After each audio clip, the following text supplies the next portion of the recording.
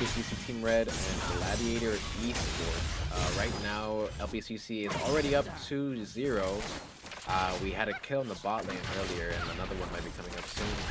As we have Ninja Fortnite and Ghoul playing against some of the Gladiator kids.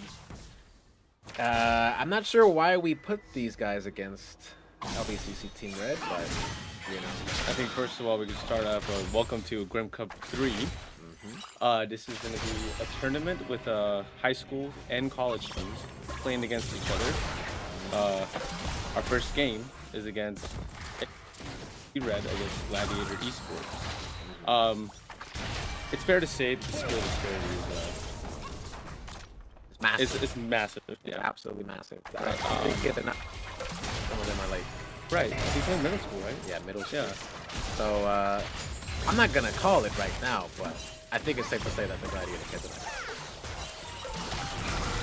I think letting the viewers know that these kids actually have been training a lot. Yeah. I see them every single time I come to practice. I see them here. I think this is a good learning experience because one thing I do know is that LBCC is going to take them seriously and treat them like any other team, which I think would be a valuable lesson. And I'm not gonna lie, I think that it's a very interesting. It'll be a hard fought match. match. We did get some BM earlier from Halia right here. He was emoting in the middle of the lane. We do know that these kids, some of them have never actually played League, and they're just now learning the game against some of these players who've been playing for years. And one of them is actually challenging Zoe, who is currently ganking right now. For 3-man timings and luck. Yeah. Okay. So now it's 0-4. Do you think that Gladiator will get a single kill this game? I think the only way that they're gonna get killed is by either Halia overestimating himself and diving towers, most likely. If you guys want to drop it, you guys can just switch to those. Okay. Oh.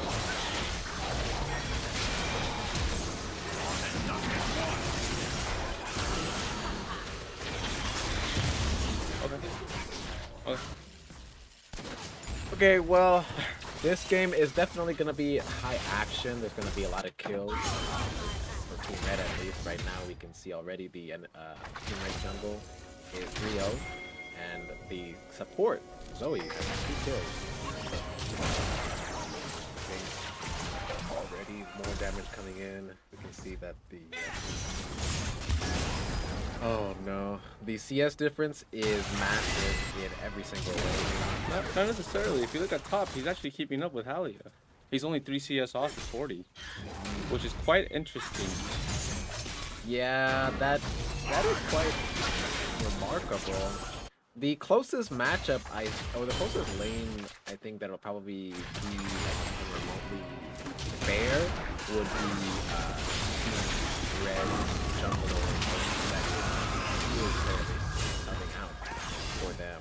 That is Team Black's jungler, Hermit. Yunari. Yeah, we'll have to see. We'll have to see here. So far, it looks like Yone in mid lane, which is being played by Dunstan, which is Brandon. Yeah, Brandon. He's currently filling in for mid lane. Yeah, he's also subbing. Another kill just came out from Team Red. I'm looking to see another kill. Yep.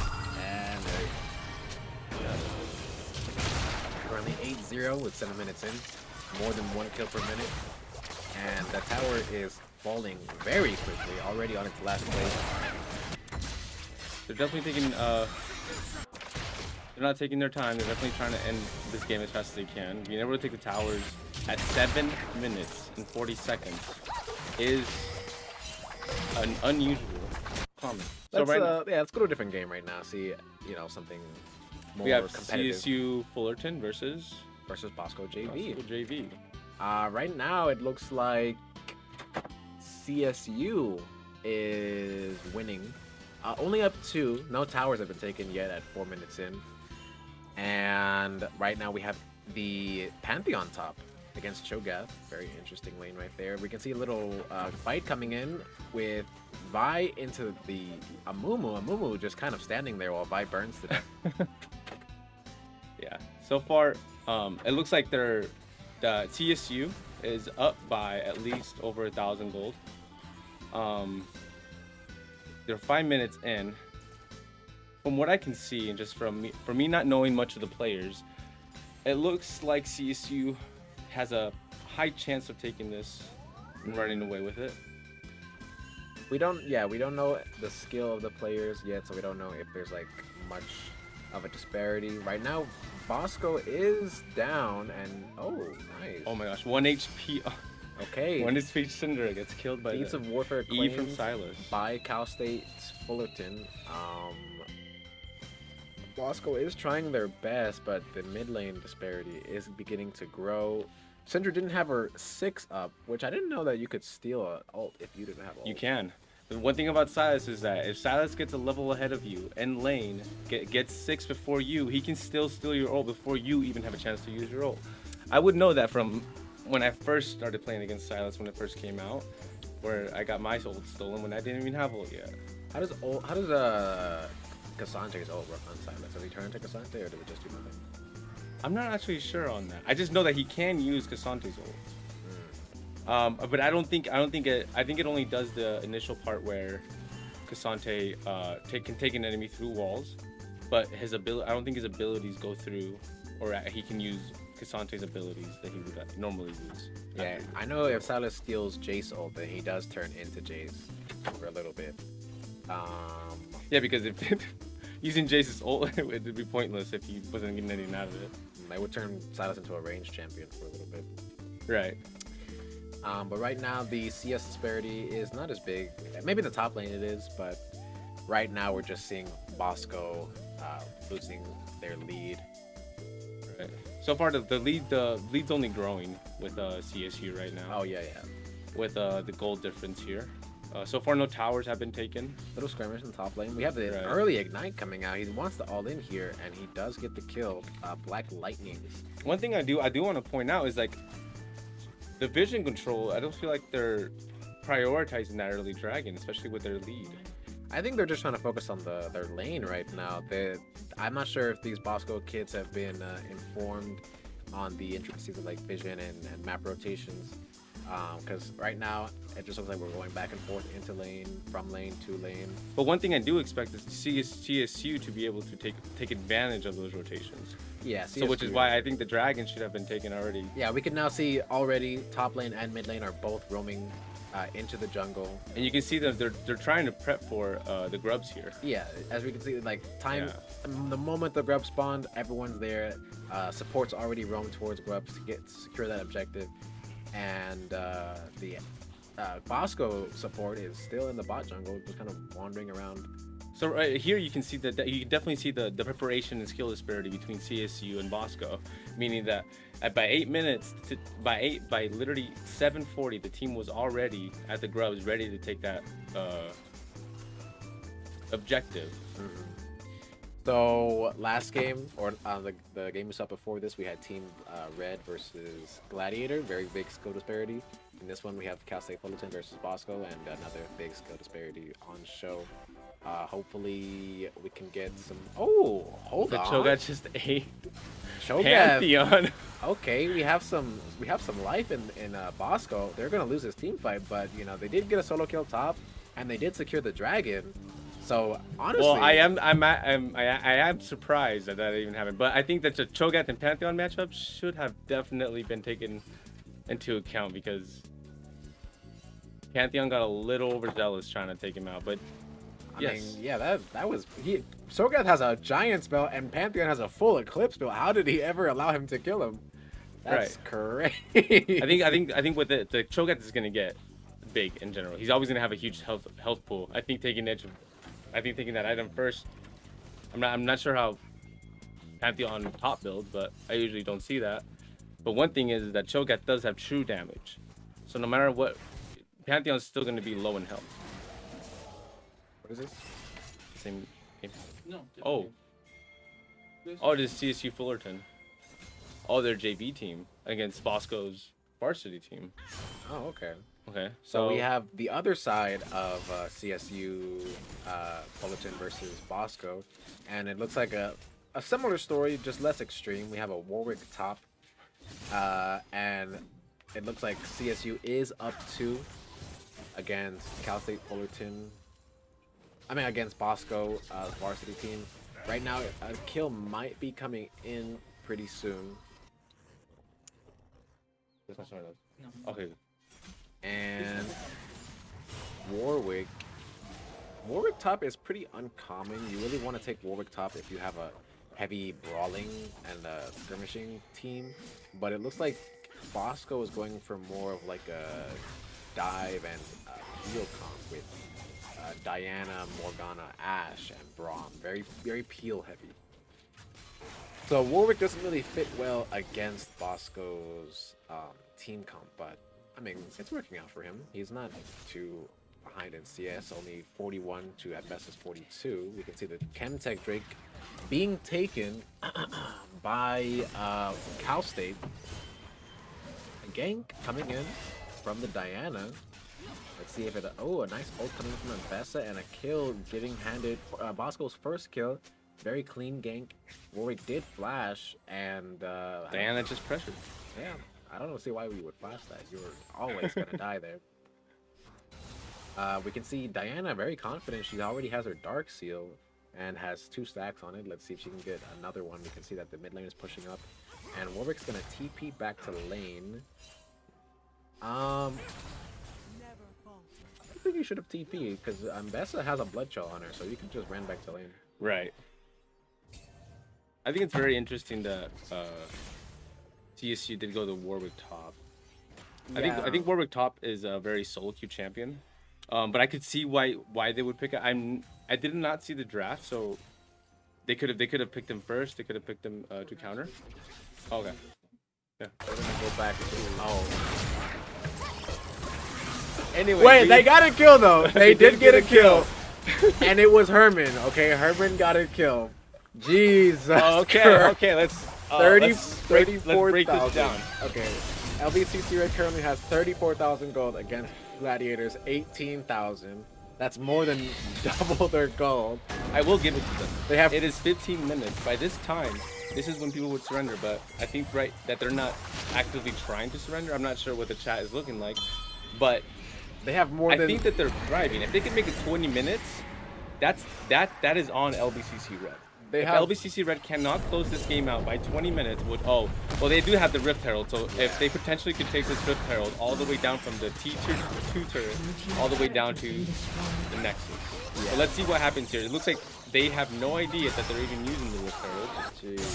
Look, but let's hope that at least Gladiator can pull another kill. If they pull another kill, I will... Well, technically none of the Gladiator players have actually gotten a kill. But... oh, right, because yeah. For now, Herman is part Yunari. He is part of Gladiator. Oh, wait, we give Gladiator that kill. So we might go down here. The challenger. Oh, okay, never mind.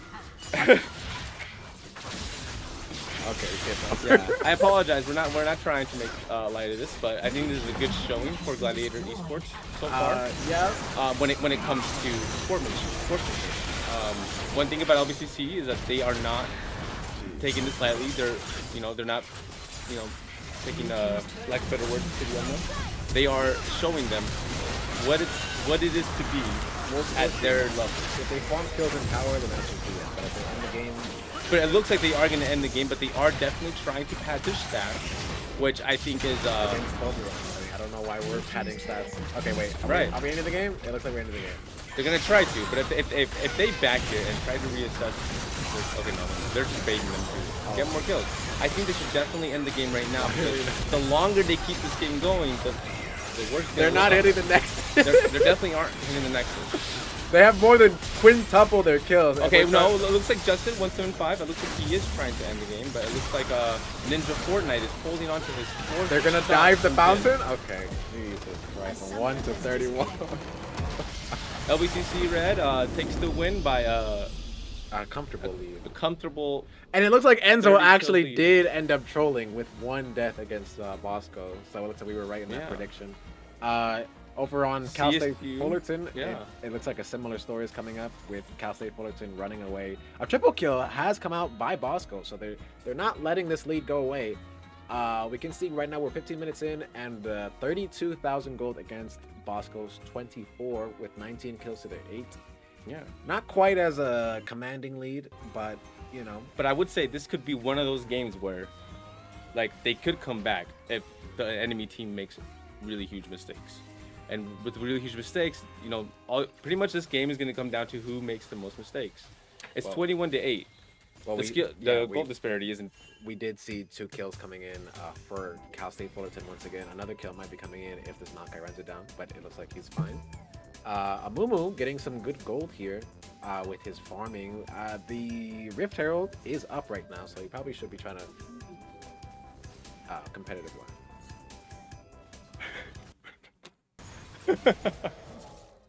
Okay, this one is a little more even. Only 4 to 1. Oh, it's a really low kill game at 11 minutes. Yeah. Oh, okay. We got a nice even kill going in here.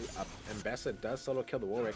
Warwick does seem to be trolling a little bit. 0-2 and at 11 minutes. He is up in CS though. I don't know why we're playing Warwick top. But right now we're preparing for the dragon.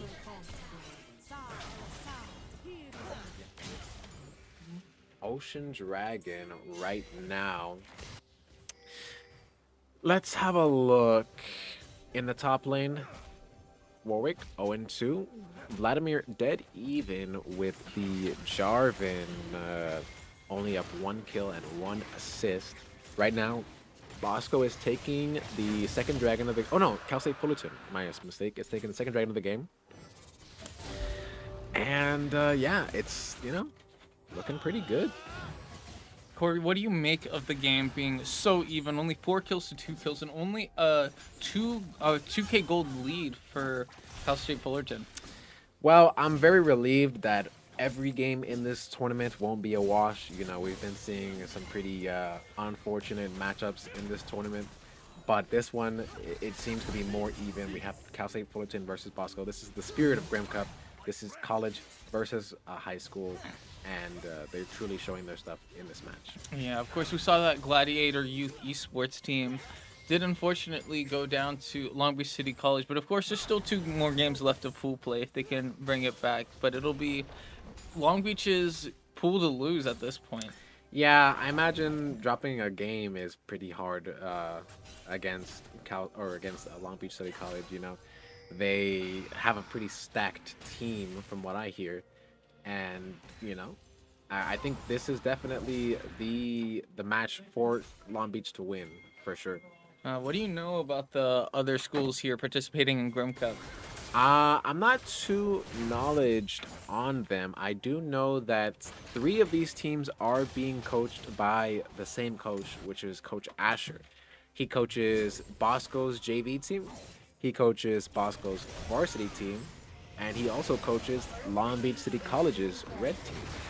So we can see the training of Coach Asher on full display here as Cal State Fullerton gets another kill on the Mbessa. We can see a 1v2 situation happening here, and it looks like Ezreal's actually holding his own. He's up 2 levels, and the support and ADC are the same level. We're actually seeing a team fight here on the other game. It looks like 27. big swings are being taken from Cal State Fullerton against Bosco JV here. Yeah, it's looking pretty grim here for Bosco JV. They're getting a little trounced. Syndra will go down. It is now 30-9. This is starting to remind me of another game earlier in this set. A little more competitive, but hey, Cho'Gath does have infinite scaling.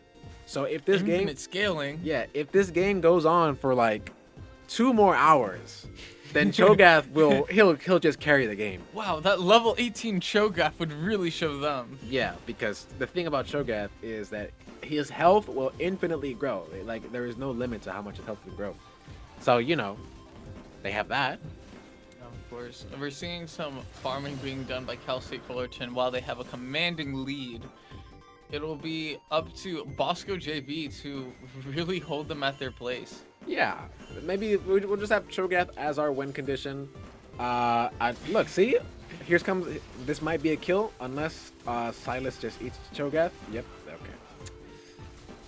Of course, so that life leech effect seemed very devastating. for Yeah, Bosco. this is also a problem because Silas can steal Cho'Gath's ultimate, which means that by extension, Silas also has infinite scaling. And it looks like with the 11 kills, Silas is probably gonna do a lot better with that scaling than the Cho'Gath can. Ooh, it looks like a turret trade kill goes there for the shutdown.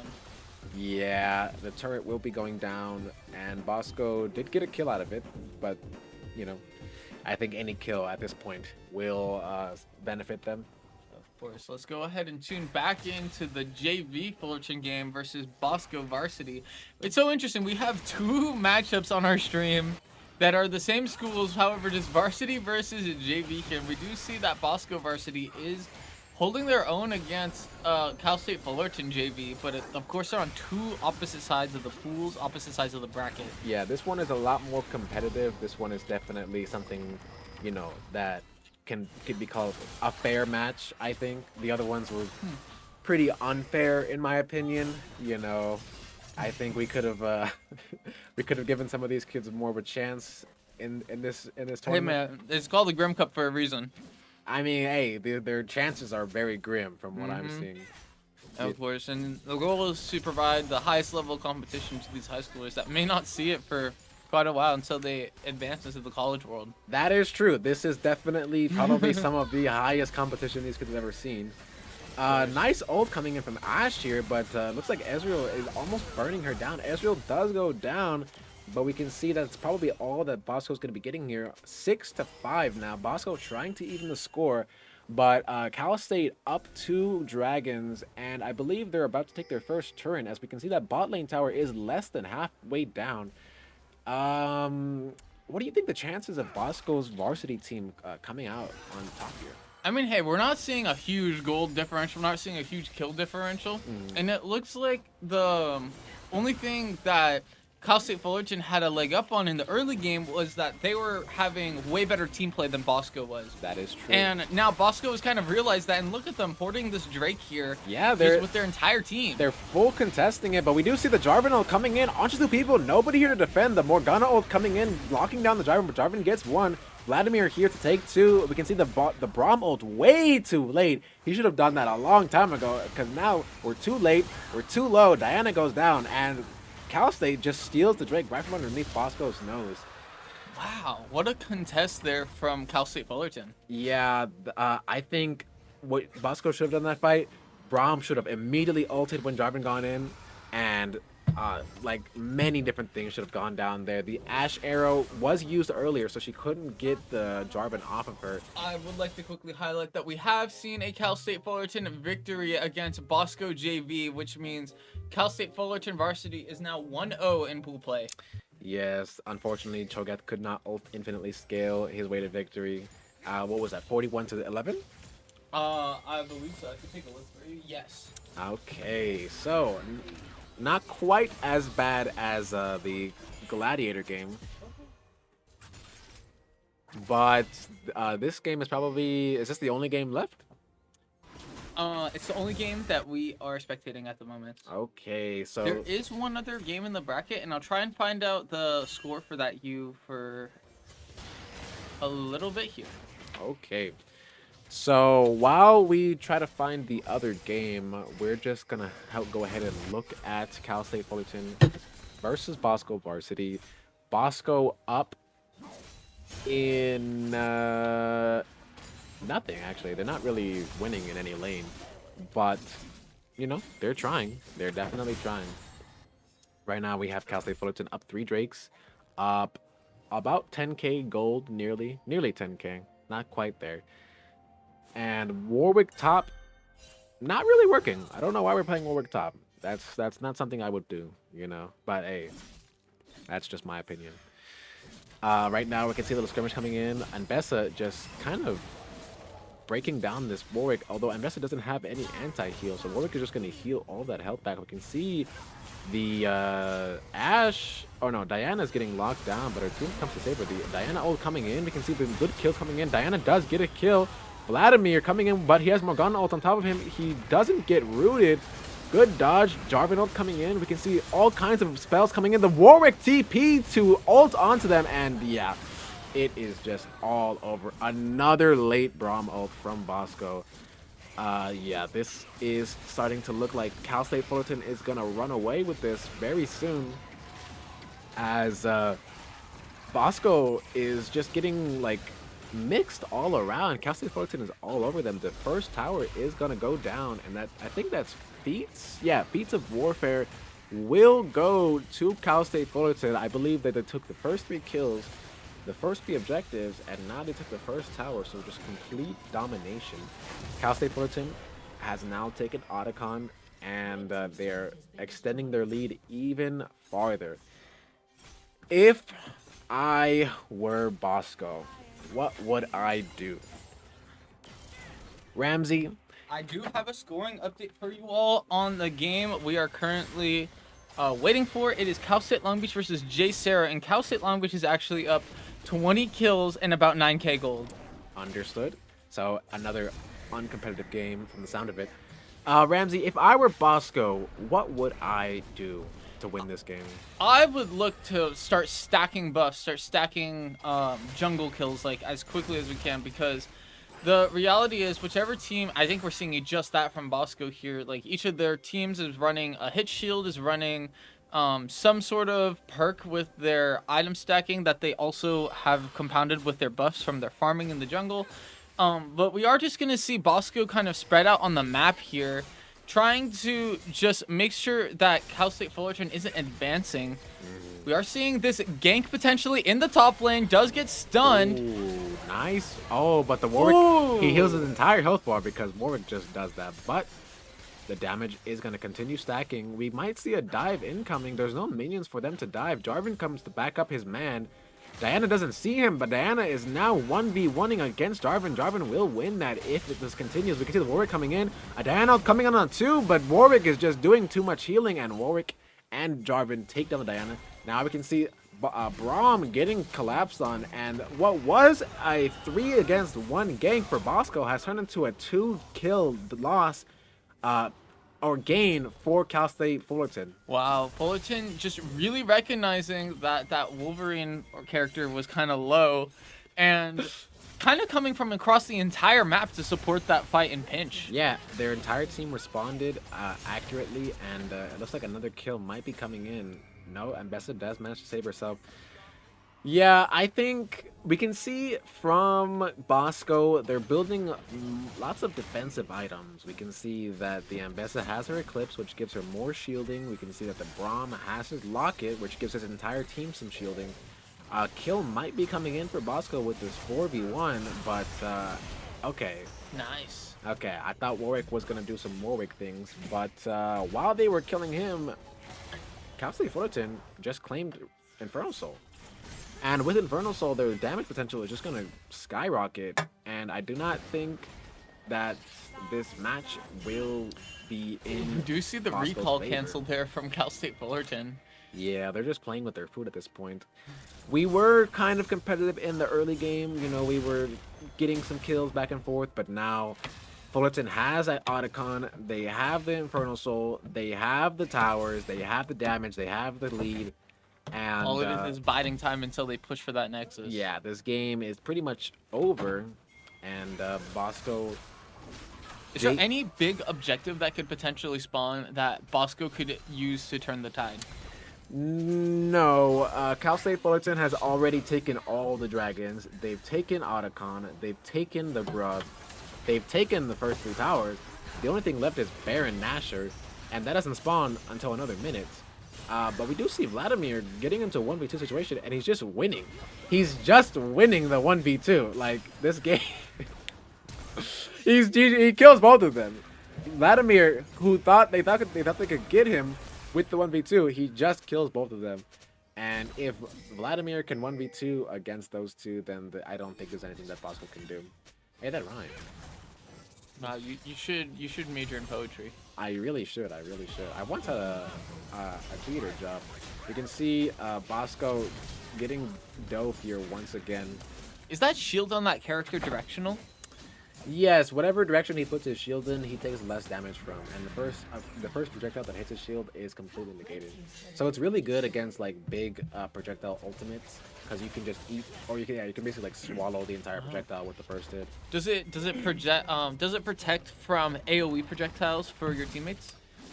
If it's the first thing that it hits, then yes. Like if you get a really big Jinx rocket and the first projectile hits Tell me shield, that thing can just eat a Jinx ult? yes. Wow. As long as it's the first projectile that hits it.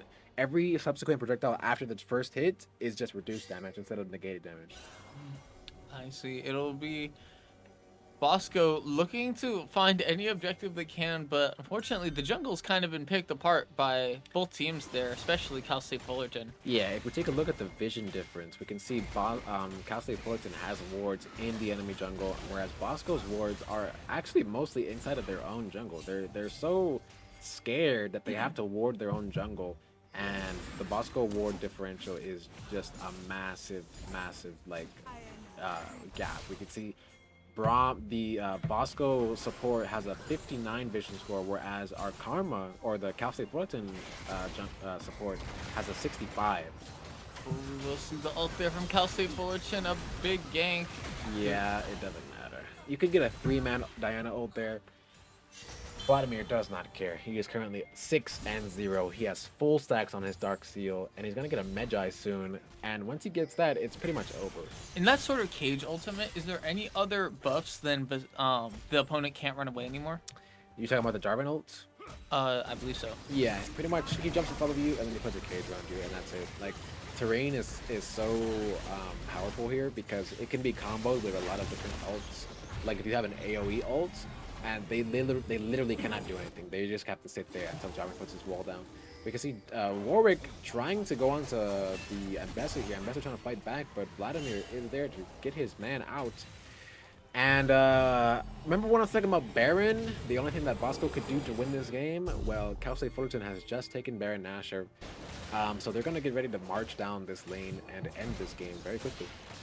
Wow, what kind of buffs did that last objective provide? So the Baron buff basically gives you a buff to all of your minions. They deal more damage, they take less damage, and they are faster. It also buffs your character, giving them more stats as well.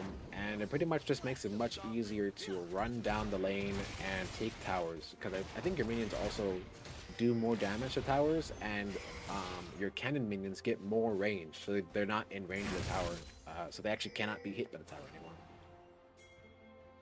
Wow, and unfortunately, it does look like Bosco's being closed out here. The differential now increasing to almost 10k gold. We will see this tower now being pressed. Yeah. Does go down rather quickly in a Clash Royale. We would call that a 2-crown. For all the kids out there. For all the kids out there who maybe weren't around for this game. Yeah, I played Clash Royale when it first came out, but then I lost my account. This is why we clash. My first legendary was the Ram Rider. First we clash, then move Royale, said the King Tower, you know?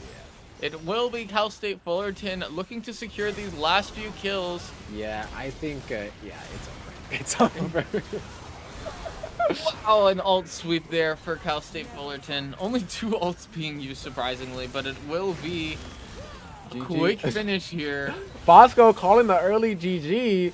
And yeah, that looks like Cal State Fullerton just sweeping the competition. Yeah, look at those respawn timers. 20 more seconds before Bosco would even have a chance, and they will not get it. They definitely don't. That was another sweep, another stomp from the left side. We will be right back with some competitive gameplay right after this. Stay with us.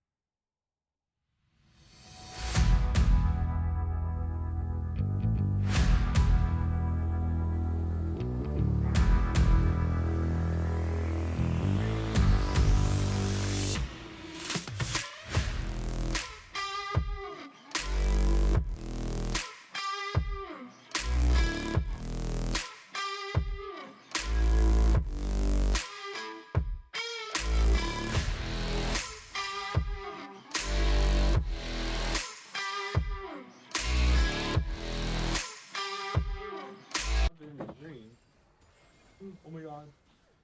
Where's the color commentary? She get a big button. And we are back here with J Sarah versus Cal State Fullerton Orange. This game is currently stacking up in J Sarah's favor, but it's not that huge of a lead. These early game kills really only get you so much ground, huh? Yeah, the first 3 kills will award you with something called the Fate of Warfare, which will give you 1 step closer to the Feats of Strength, which will give you a big boost in the late game and the mid game. Right now, we can see J Sarah is up 4-1. Oh, never mind, 5-1. Team wipe we're seeing from J Sarah there. Yes, indeed. That is the case. Right now, we have a Poppy against an Ambessa. This mid lane route from Lux there Lux won't find the kill. Yeah. Oh, the minions. Yes, the minions do manage to finish off the Zerat. That was a very, very close engage there. Right now, it is looking a little close. You know, I wouldn't say close, but you know, it's getting there. Right now, we can swap over to another game of. Sure, let's go ahead and take a look at Bosco Varsity versus LBCC. Of course, the seeding does work out in Long Beach City College's favor once again, looking like the dominant force in this pool. However, Bosco Esports has the chance to really show up here and create the biggest upset in the tournament so far. Yes, do you think Bosco will be getting any wins this entire tournament? I think Bosco Varsity could for sure take some wins here in pool play. I think though it does seem like LBCC's game to lose, but a few key mistakes like we've seen in the other games can lead to a snowball, and Long Beach City College could potentially not be able to recover from. That is true. We can see a standard 5-point start coming out right now from Bosco. I believe this one will. It'll be a entertaining game for sure. It'll definitely show Bosco's capability to play, capability to show up on time for games. Right now, we can see some changes being brought out.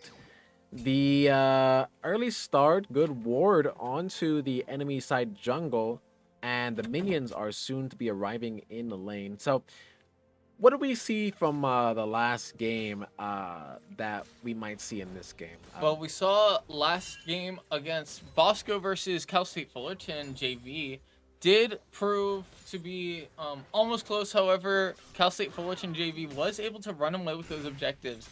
I think Bosco Varsity will really be able to learn from that and potentially create an advantage. Yes, and I don't think LBCC really had much to learn from their last game. There wasn't much right there. Indeed, it was. I believe this is actually Gladiator Esports' second League of Legends LAN. It is the first LAN with their team this year. Really? So yeah, they made it quite a showing. It'll be a top lane engagement here. We will see Aaliyah trying to bait back to the tower, but Fool will play cautious. Just take the farm kills on those minions. Very good trade by the Darius. Once he gets 5 stacks, Darius he gets a huge buff to his attack. And Ambessa just doesn't have the stats to be able to challenge that. Ambessa already down to 1 biscuit, whereas Darius is sitting comfortable with his health potion. You know, I'm looking at that bottom lane engagement, and it does seem like that St. John Bosco has a small level advantage or a small farming advantage in that bottom lane. Yes, if we take a look at the gold, it looks relatively even for now.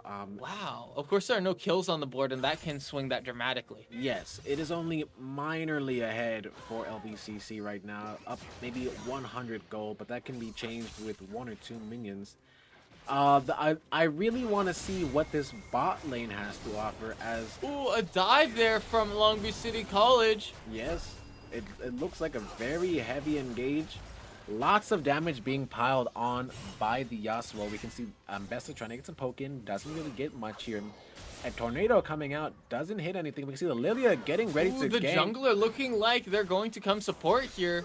Yes, Lilia doesn't hit anything, but it looks like Nautilus might go down here. He is trying to fight, but the Lilia is ganking. Good push. A 3-on-2 situation for Bosco The Esports. counter gank coming in from the Vi. The Vi gets a kill, but the Smolder also manages to take another one down. Darius manages to get a solo kill on Ambessa.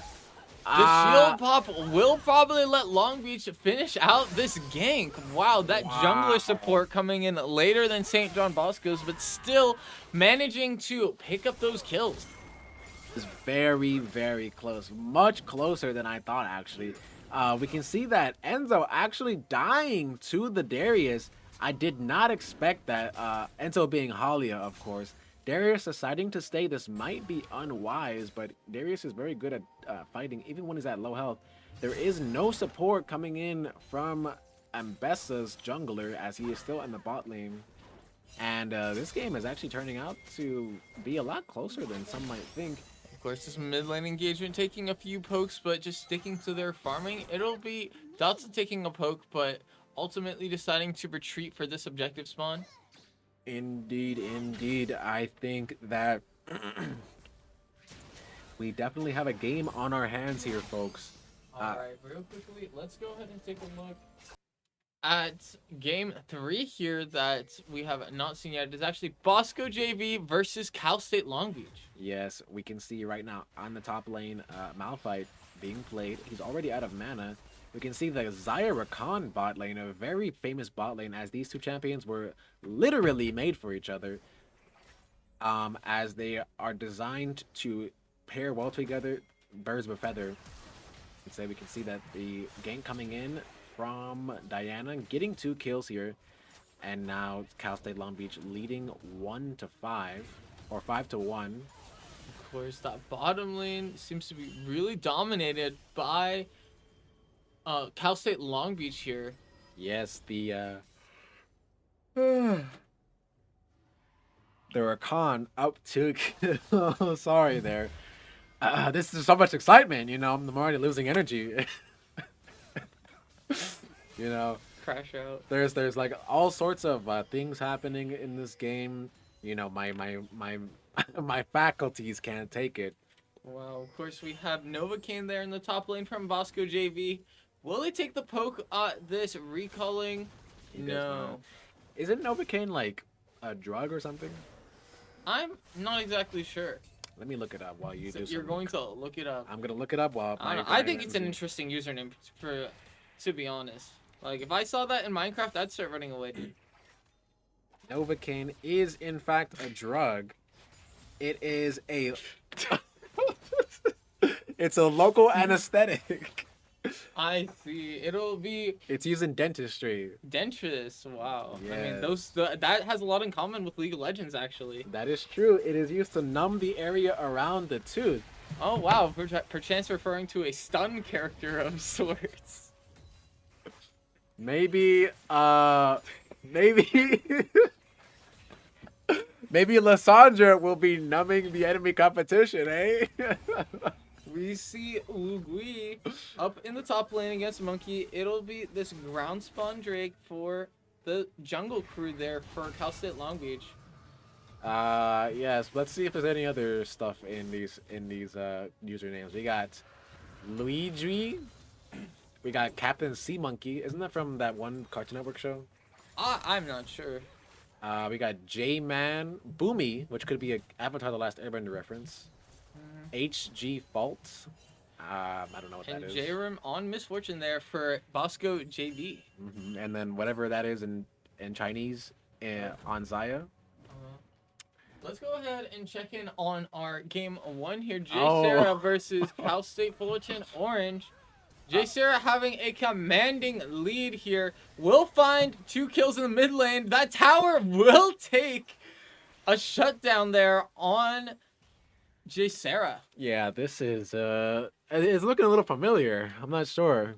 For sure. It'll be Jay Sarah having another dominating performance. This Lux finds another kill. Solo kill from the Lux. We don't see their username, so we can't make any commentary on that. Of course, it'll be. I think that's actually spares on the Lux there. It'll be Mbessa going down there in top lane. This Lux looking for another kill. How long can they greed this bottom lane? Yeah, we do see Sunbather on his Lee Sin right now. He's actually a part of Team Black for the LBCC.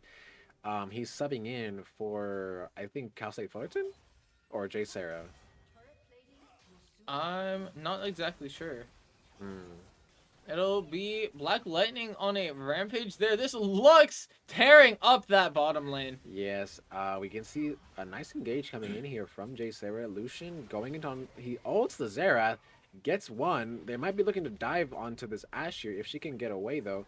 This Drake might give Sierra the snowball effect that they need. Yes, they do take the second Drake of the game.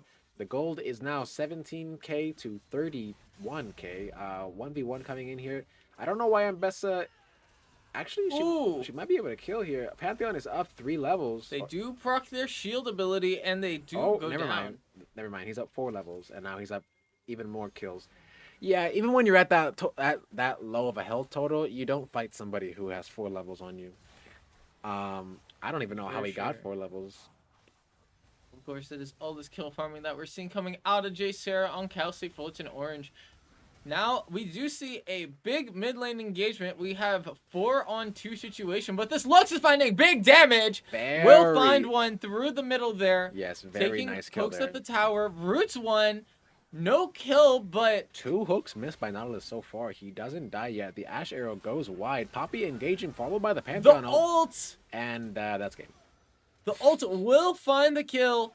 These respawn timers now in the 20-second range probably will be able to get through some of these inhibitors here. Yes, we're going to be taking tier 1 and tier 2 most certainly. Definitely. It might not be game, but it'll definitely be very dire for this team. So we're going to cut away to... Alright, we're going to take a look at Bosco Varsity versus LBCC. Again, this game is way closer than I would have expected. That is true. The only one who has a commanding lead right now is the bot lane Yasuo. But actually, it looks like Darius is kind of holding his own a little bit. Let's see if he gets it. Not able to find the kill. Very nice. It looks like a pause might have needed to happen from the chat here. And, oh, interesting. Yasuo getting another kill. It'll be now Aaliyah looking to take shots at that top lane there, and mid lane is relatively even. I think we will see a jungler crash here on that bottom Drake. That is true. That is true. Drake might be spawning soon. Yasuo currently 1v2ing. A nice gank coming in here from Ninja Fortnite. Doesn't... Long Beach City College will find a kill here. Looking to potentially take the tower and go down on Hydra here. The jungler will be coming in to support this 3v1 push on mid lane there. Yes, that was a nice kill. Triple gank coming in. Right now, we're just going to take a look here and see the score has become a little bit more of a disparity, but not that bad. The only big lead coming in from Yasuo, Vibe engaging onto the Annie, being supported by the Orianna. Orianna getting some good damage in, and she does manage to take the kill. Yasuo definitely being their main concern here. We're going to want to make sure we can lock down this Yasuo so he doesn't get too fed. He's already 8-0. So any more kills and we might be in big danger. Of course, here we have Bosco trying to hold on to this mid lane tower. Ninja Fortnite, they're kind of low, although they are a tank. I think we just witnessed a brief pause, but it'll be Zaro in the mid lane just farming these minions. Aaliyah might be able to take another kill on Fool in this top lane. Indeed, right now, Halia has 1 item against Darius's half of an item. His Poison Drake will go down in the middle. Yes, the Chemtech Drake is kind of poisonous. Ocean Soul currently coming up right now. Yasuo, it looks like a lane swap as Yasuo is trying to take this mid tower. We have already secured the first tower, and we have secured the feats of warfare. So right now, we're just trying to get the 3rd Drake so we can get the Ocean Soul. Oh, looks like Annie thought better of it. She might have been thinking somebody was hiding in that tower there. Bosco does have Smolder on their side, so he can scale up and maybe give Bosco a chance at winning here. Oh, a pinch here coming in from the jungler, and the bot lane will shred through Bosco's mid lane defenses. Massive ult combo there, and that will award them the tier 1 tower. And yeah, that was a beautiful combination by LBCC. Bosco was not ready for it. Great team play. I do have a score to report. It will be that Jade Sarah has won against Cal State Fullerton Orange. 43-6 from what I can see. So let's go ahead and take a look at Cal State Long Beach versus Bosco JV. This one is looking to be another relative stomp. Cal State up 15 to Bosco's 2. Nice flash by HG Bolt. Bosco potentially looking to create a shutdown opportunity. Does get stunned as Boomy does dash away. Yes. The jungler does come to support, but it seems like it is enough to keep Bosco at bay. Cal State looking to get ready for a gank here. Zaya needs to push this. Oh, they don't wait for the Zaya. They just dive. This might go against their wishes, but they do not get killed by the tower. However, Swain is dangerously low. Zaya has a wave pushed in, so all she needs to do is wait for this wave to push in, and we can get another redive in. Rakan pops his ult, he dodges the root, and he gets the kill. Fantastic play there by Boomy. What are we doing? We do see Luguini in the mid lane there. That was a crazy ult there. It'll by be Mordekaiser. Novocaine trying to get Kraos. Let's see if Novocaine can get any numbing onto this Yasuo here. He is trying his best. Did he just pick him up on the recall? Yeah. Oh, okay. So yeah, the thing about Zaya and Rakan, Ramsey, is that the two champions were made for each other, so that they have special interaction with each other, so they can recall together, and their abilities synergize together that no other champion can synergize with. Wow. Yes, they are the birds of romance. So if you just ban one, is their comp kind of destroyed, or? It's definitely weaker. The champions work very, very well together, but they are also like very good on their own. So it's not completely useless, but it would be much better to have Zaya and Rakan in the same lane. Because in the lore, they're actually married. We do see another kill in the bottom lane, but let's go ahead and cut back to Bosco versus LBCC. It looks like another fight is already underway. Yasuo has gotten 2 more kills since we last saw him, and he's just kind of running away with the scoreboard. 20-6 in favor of LBCC. We have 2 dragons up right now. Support items just getting finished. It looks like the Alistair went for the healing one instead of tanking one. That's very interesting. I know Alistair, but I don't know if he heals enough for that to be worth it. You guys on break right now? No, we are currently looking at LBCC versus Bosco Varsity. We're here with my I do have a really quick update about this game. It turns out Cal State Fullerton was actually the victor of this round. Okay, our mistake, folks. Cal State Fullerton won that round. Right now we have a guest caster for our color commentary. His name is Mr. Paul. Mr. Paul, why don't you introduce yourself? Hello, I'm Paul. I'm part of the social media team. I don't know much about League. I mean, I played it way back then when Jinx first came out. And I tried to get into play, and it was just rough, and that looked like a crazy combo. I used to play Yasuo, so I love seeing Yasuo gameplay here. Yeah, Yasuo is currently running away with the game right now. We do have Ghoul on Yasuo. He is a challenger player, so it makes perfect sense. Yeah. What would you think that Bosco has to do to try to salvage this game? I mean, I don't know much. I mean, try to get objectives, I think, is the usual answer. Yes, they are currently down on most of their objectives. You can see that Lilia did go down, so Bosco is struggling. We have Smolder. If Smolder can get his stats up, then we do have a game, because Smolder has infinite scaling, but infinite scaling didn't really work out for them last Shogath. but let's see if it works out for them this time. We do know that Enzo, otherwise known as Alia, is in top lane. He was solo killed, so we do have that working for us. I'm not gonna lie to you. The only experience I don't have in terms of League is jungling.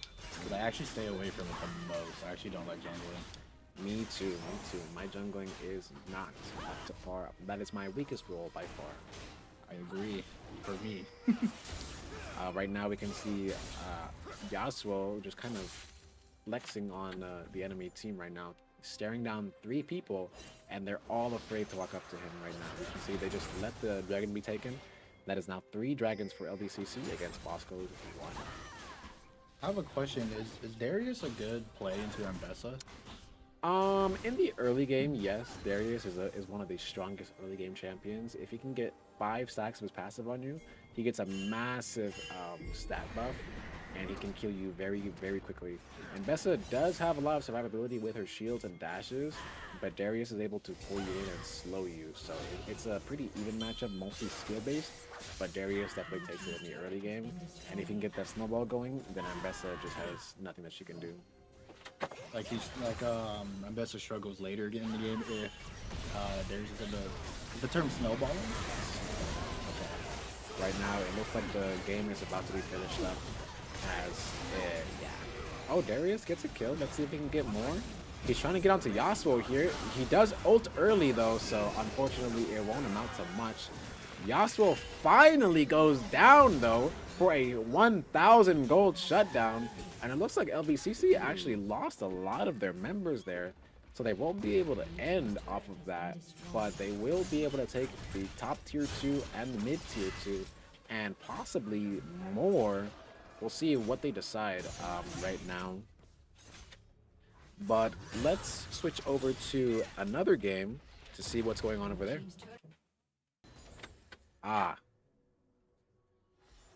Cal State Long Beach in a commanding lead. A similar story going over here. Yasuo is ahead, but not quite as much as the other game. Bosco JV struggling to stay alive. As we know, Xayah Rakan combo is very popular. Novocaine going in here. He has finally done his stun numbing combo that he is known for. Boomy going in with his ult. He does get the triple charm off, and they're all dead. I remember Diana being what is her name, Diana? I remember Diana being a big issue for me when I used to play for mid lane with Yasuo. Diana has a lot of burst damage, and if you look at their items, you can see Diana has 25 stacks on Magi's, which is the maximum amount you can get. So Diana will pretty much just instantly delete anybody who even walks like an inch in front of her. Oh, they're able to get a kill on I think her name's Xayah there. Yeah, Xayah was overextending there. Her husband was not able to save her. Wait, do we have that combo in this game right now? What combo? Her husband and Yeah, Xayah Rakan. Oh, dude, that's sick. Yeah, their abilities naturally synergize with each other, and they have very special interactions with one another. I was explaining this to my other casting partner, Ramsey, earlier. Right now... Oh yeah, speaking of that, did you know Novocaine is a drug for dentists? It numbs them out. That was a interesting fact. Indeed. I'm now getting word that LBCC is ending their game, so let's take a look at that. Ooh, we might have just missed some of the action, but we're here to see the end of it as LBCC marches down the bot lane. They don't have Baron buff. The early GG is called, but Darius is a one-man army against Titans. Let's see if he can clutch up. He is unable to clutch up, unfortunately. LBCC will take their second victory of the day. Let's see this Nexus fall. And a TP for Orb coming in from Enzo. That'll be victory. Now let's see what Cal State Long Beach can get done. Right now, Diana is the one to watch. They are pushing down these lanes like a dog looking for a bone. Right now, nice dodging coming in. Tier 3 mid tower coming in. And it looks like we're looking for more. We're pushing down the lanes. 3 dragons to none. 29 kills to 4. Xayah Rakan activated. Mid tower does go down, or mid inhibitor. My bad. And yeah, I'm not sure that Bosco JV can do much to salvage this. It looks like they're trying to go in. Malphite does have his ult, but but Cal State is wisely separating.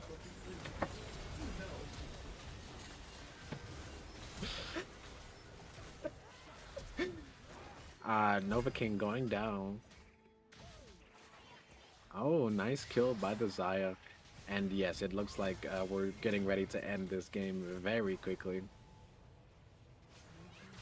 Yeah, the Swain, he doesn't get hit by the Morty. Very interesting misfortune ult there. Mordekaiser ult coming in right now. He's trying to get his man. He does kill the Swain, taking his stats, and that'll be game against Cal State Long Beach and Bosco JV. 34-4. So far, most of these matches have not been very close. And there it is, the game. The victory string coming up as they are able to get the Nexus, correct? Yes, the next. Okay. Wow, that was a very interesting game here, Paul. What can you say? What can we say? I know that LBCC did very well. I know that CSUOB did very well. I mean, that's all I can really say. I was glad to see the double Yasuo in both games. Yeah, both Yasuos did very well. I think I want to see some action. I want to see some competitiveness, you know. There's it's just been sweep after sweep after sweep, and I'm disappointed. I'm disappointed. I mean, coming into these next rounds, and I'm sure we're gonna see some pretty good games here. I mean, if we're able to see this many sweeps, and that means that we have powerful teams coming into these next few games. I agree. I agree. We see some action. I want to see the competitiveness come out. I want to see blood. I want to see action. I want to see a war. I do have a question though. What do you think was like the most vital reason why like LBCC won? Just experience. Just experience. Oh. My bad, I dropped something. But yeah, just experience. LBCC is so experienced in all things. Like they run away with these games, but if they go against another enemy, then that's up to their level. They can win. They can definitely win. What do you think about the CSUOB and the Bosco game? Another stomp. Cal State Long Beach is just like 34-4 right here. Look at this. I know. This is insane right there. But we're gonna be back really soon with the next round. Hopefully, we'll have some competitiveness in here. See you guys soon.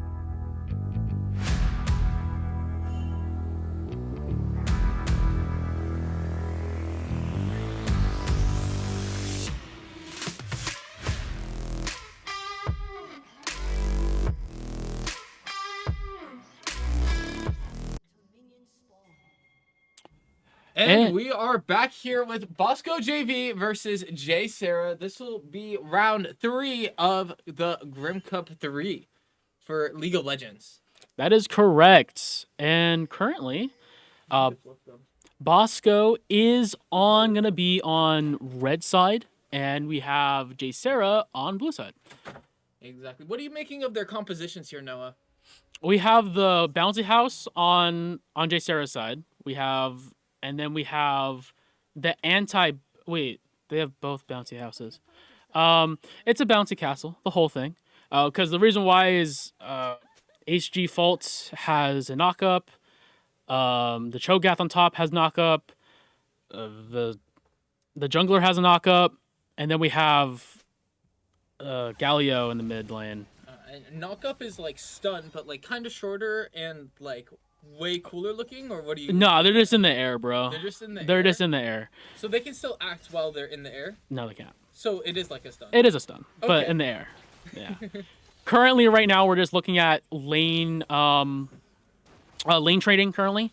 Right now on the bot lane, currently as we speak, is that our laners are doing good lane work. Misfortune there being attacked there by Bosco JV. Ignite being pulled here. Trying to push up his nice on the Ashe, but a barrier had to be used just to survive for that. Currently, as we speak right now, Mordekaiser is putting into the Cho'Gath. But poke. Now, these mid lane pokes seem to really be going crazy. Misfortune being supported there by her items. It'll be now P-Dry looking to create some damage on St. John Bosco. Yeah, as we speak right now, the laning stage is just really just poke heavy currently. On the bot side.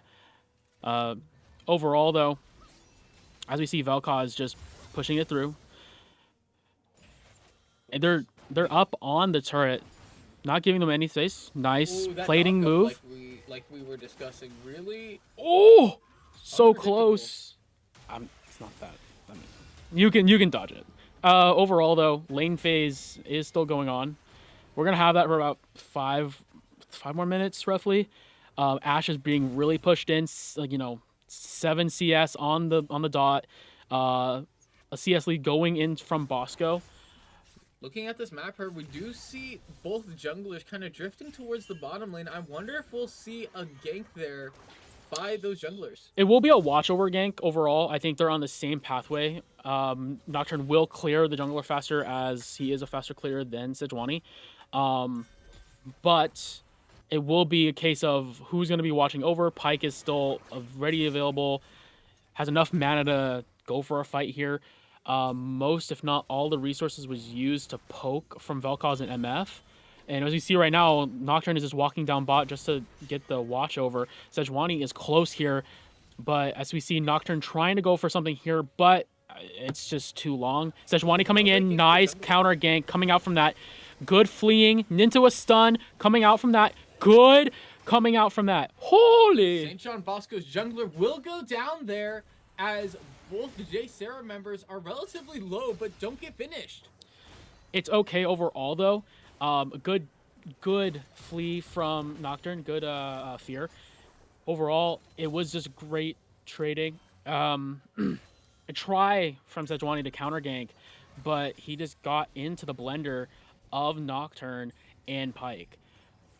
Overall though, back hasn't been happened for Vel'Koz. Cho'Gath and Mordekaiser hasn't backed. They're just still grinding away. Now Novocaine taking the mid lane challenge, not exactly able to match up well. He is a with level Daddy. down this though. Going to level up here. Pyke trying to get the Vel'Koz, but Vel'Koz hasn't backed. He has no mana and he can't really do much. Oh my god, we're going to see an early invade coming from the Sejuani, but this is not a good choice.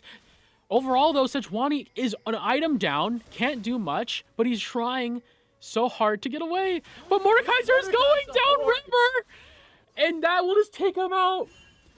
The Sejuani was just in the jungle, in the enemy jungle, for fun.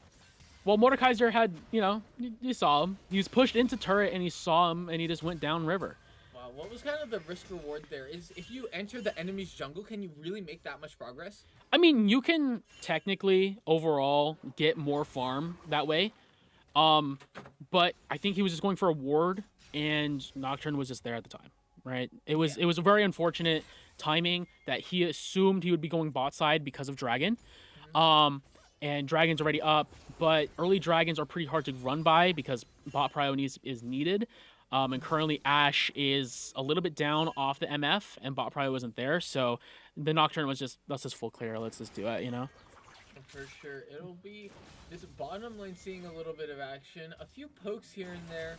Seems like they're just gonna stick to bot farming though. Yeah, nothing crazy though. The poke is only going on Pyke. And Pyke can just heal off this. Galio is coming down to bot lane just for fun. It is going to be a 4-man in the bot lane. Nice. A dive there from Jay Sarah. Good flash coming out from Vel'Koz, but an alt burn from Galio to try to get something going on here. But that flash really equalizes it.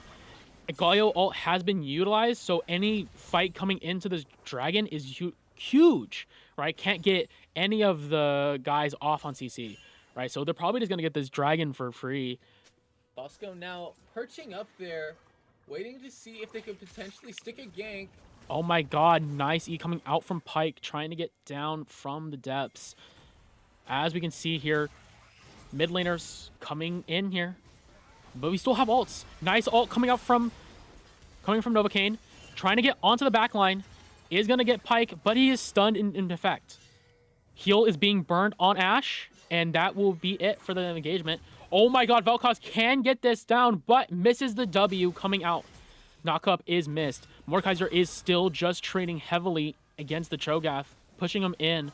It'll be Bosco actually taking this Drake. That was kind of unexpected, but that gank was well executed. The thing is, though, is that Galio burnt his ult going into the gank, right? 4-man gank. Because of that, they couldn't really have anything to counter mid's ult or any else's, like, they couldn't move people, right? After that flash from Vel'Koz, he didn't get picked, so that they were, 4-man to basically, it was 4v4 technically, but Galio was losing a wave and a turret, right? So he wanted to come back, he wanted to do that. So he's just gonna give it up. They're not gonna, they're not gonna fight something that they're gonna lose more gold on in the mid wave, in the bot wave, For sure. This game seems relatively even, though. It is 2-1 and only about a 500 gold lead from Jay Sarah.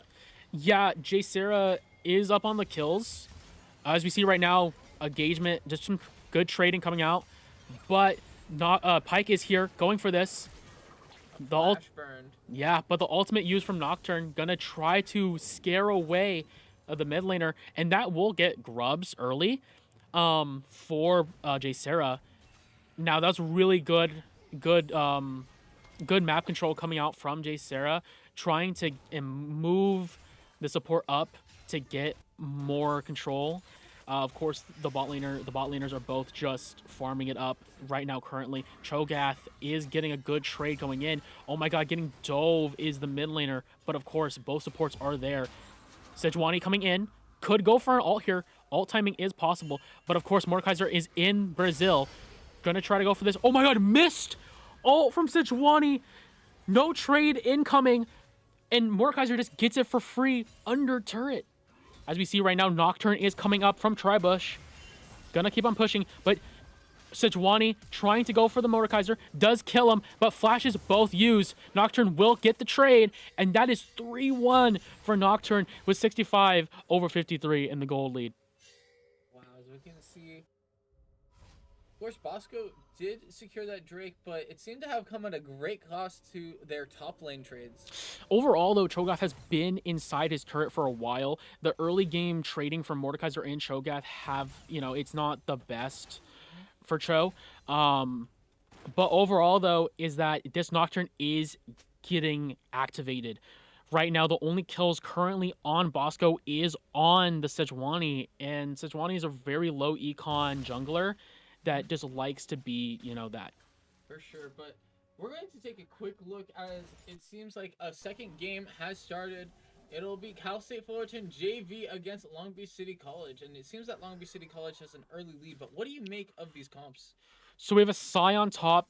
We have a pretty pokey kind of feel, basically almost counter dive, right? And we look at what we're looking at is a Warwick top, a Pantheon, it's Pantheon bot? Oh my god, it's Pantheon bot, dude. FYI, Pantheon bot is not normal. It will never be normal.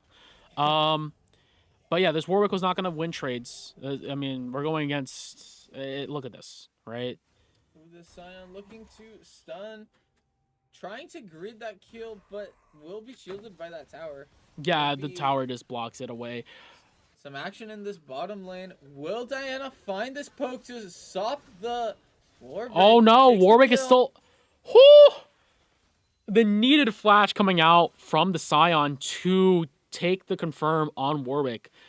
Overall, though, is that it's a pretty normal. There is like a 5K gold lead coming out from LBCC, 6K. Shadow's kinda quiet, I'm sure. Overall, it's pretty simple. As we see right now, currently as we speak right now, is that just normal mid stuff. It's 5 minutes in, almost 6 coming in. Just some normal CSing. Overall, the CS down is going to be mid lane. 44 to 54 is not the best. Okay, and diving on this Pantheon. Seems like we will have a little bit of a jungle skirmish, but bottom lane will come up to support from LBCC. All coming out from Hui, gonna neutralize the Pantheon. Of course, Flash is being burned.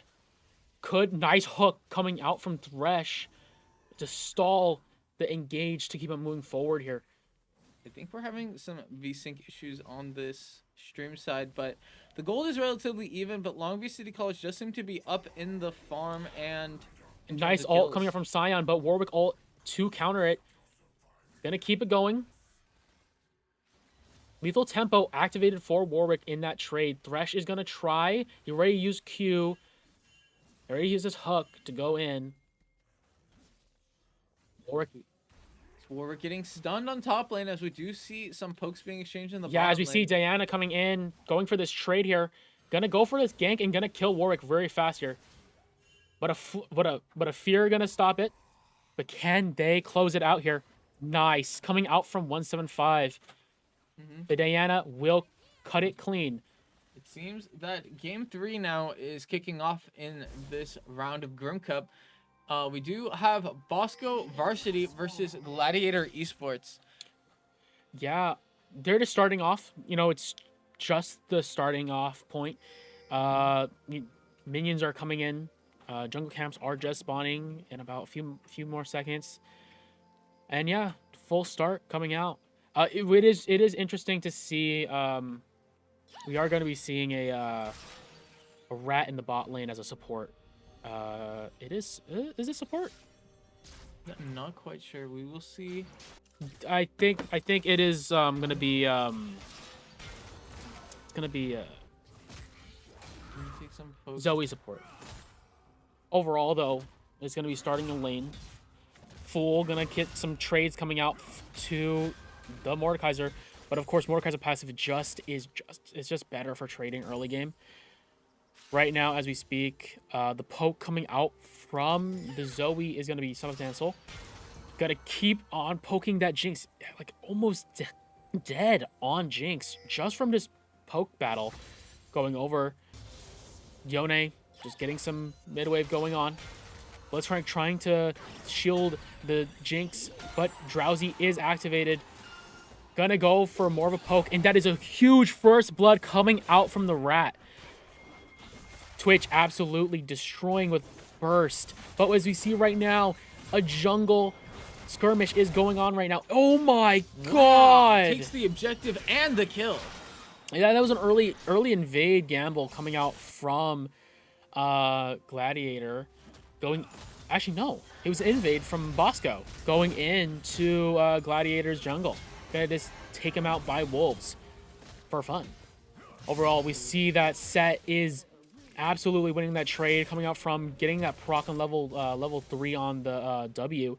Gonna get that overshield after more damage dealt to him. Overall, though, as we see, I think we're going to tune back into the Bosco JV game versus J Sarah. This game has been so close. I've been kind of keeping up with it here on the preview panel, but the Sejuani is gonna get close, but no Cigar. Gonna be feared here, trying to keep it on a fine line. Of course, Galio is coming in, but Sejuani is Sejuani. He can tank it. They're both tanks, hitting it with pool noodles in the river. Overall, though, it'll be nothing much. Just some trades going back and forth. Of course, so poke exchange in that jungle there as we do see. I think this is another Drake spawning, right? No, this is Rift Herald. Rift Herald is Okay. good for trying to get turrets and stuff. Of course, you can headbutt it and takes turret damage overall. Yeah, they're gonna start it right now. This Mordekaiser. Misfortune getting caught out here. It'll be a dive there from Jay Sarah. Nice. To take that mid laner. Good Vel'Koz. Good pick onto Vel'Koz, but Nocturne coming in. Ulted in. Cho'Gath is being cleared. It is a blender coming out from Nocturne. It'll be Jay Sarah taking 2 kills in that jungle, looking to make it 3 on that Misfortune, but they will ignite and get away. Yeah, Another ult there coming out from Pet Diddy. Yeah, the Galio just using it just for the visuals. I think it's fun. Yeah, heroic entrance is really fun. Overall though, the MF is, he was, kind of looking forward. Oh my god. Ashe ult coming out, gonna go for poke, but it's a 11-9 level lead. I don't think Novocaine has any mana here, actually. Will get caught out there in the bottom lane. Yeah, Ashe ult just absolutely neutralized them. Couldn't get in range. No way to start getting knives going, and couldn't really go back on them. Overall, though, Vel'Koz gonna go from poke. Doesn't do much. Spike. Vision control coming out from the bot side here. Supports just facing each other. Rift Herald will be used on mid turret. Gonna try to get that turret away. Overall, MF just Is that character riding the Rift Herald? yeah, he's driving it. Oh, wow. So you do have to have your driver's license for that. I see. Yeah, Pike gonna get destroyed. Oh my god, Ashe, what are we doing? Nice. Coming out from the MF. Good ult. Going alt coverage. Bosco now equalizing the kill count as we do see Smoke engaging Luguie on the top lane. Mordekaiser in his ult going into this. Nice trade overall, though. It's just an ult trade coming out. Cho'Gath, I don't think he uses ult. It's just Mordekaiser just popping it in. Cho'Gath may have to leave this this turret, but he cleared the way pretty fast. I mean, pretty simple. Drake is up, so as we see here, the junglers are actually a dive coming out from Nocturne, gonna get a catch out, but MF is trying to save our lovely Novocaine, and Will kill through the ult there.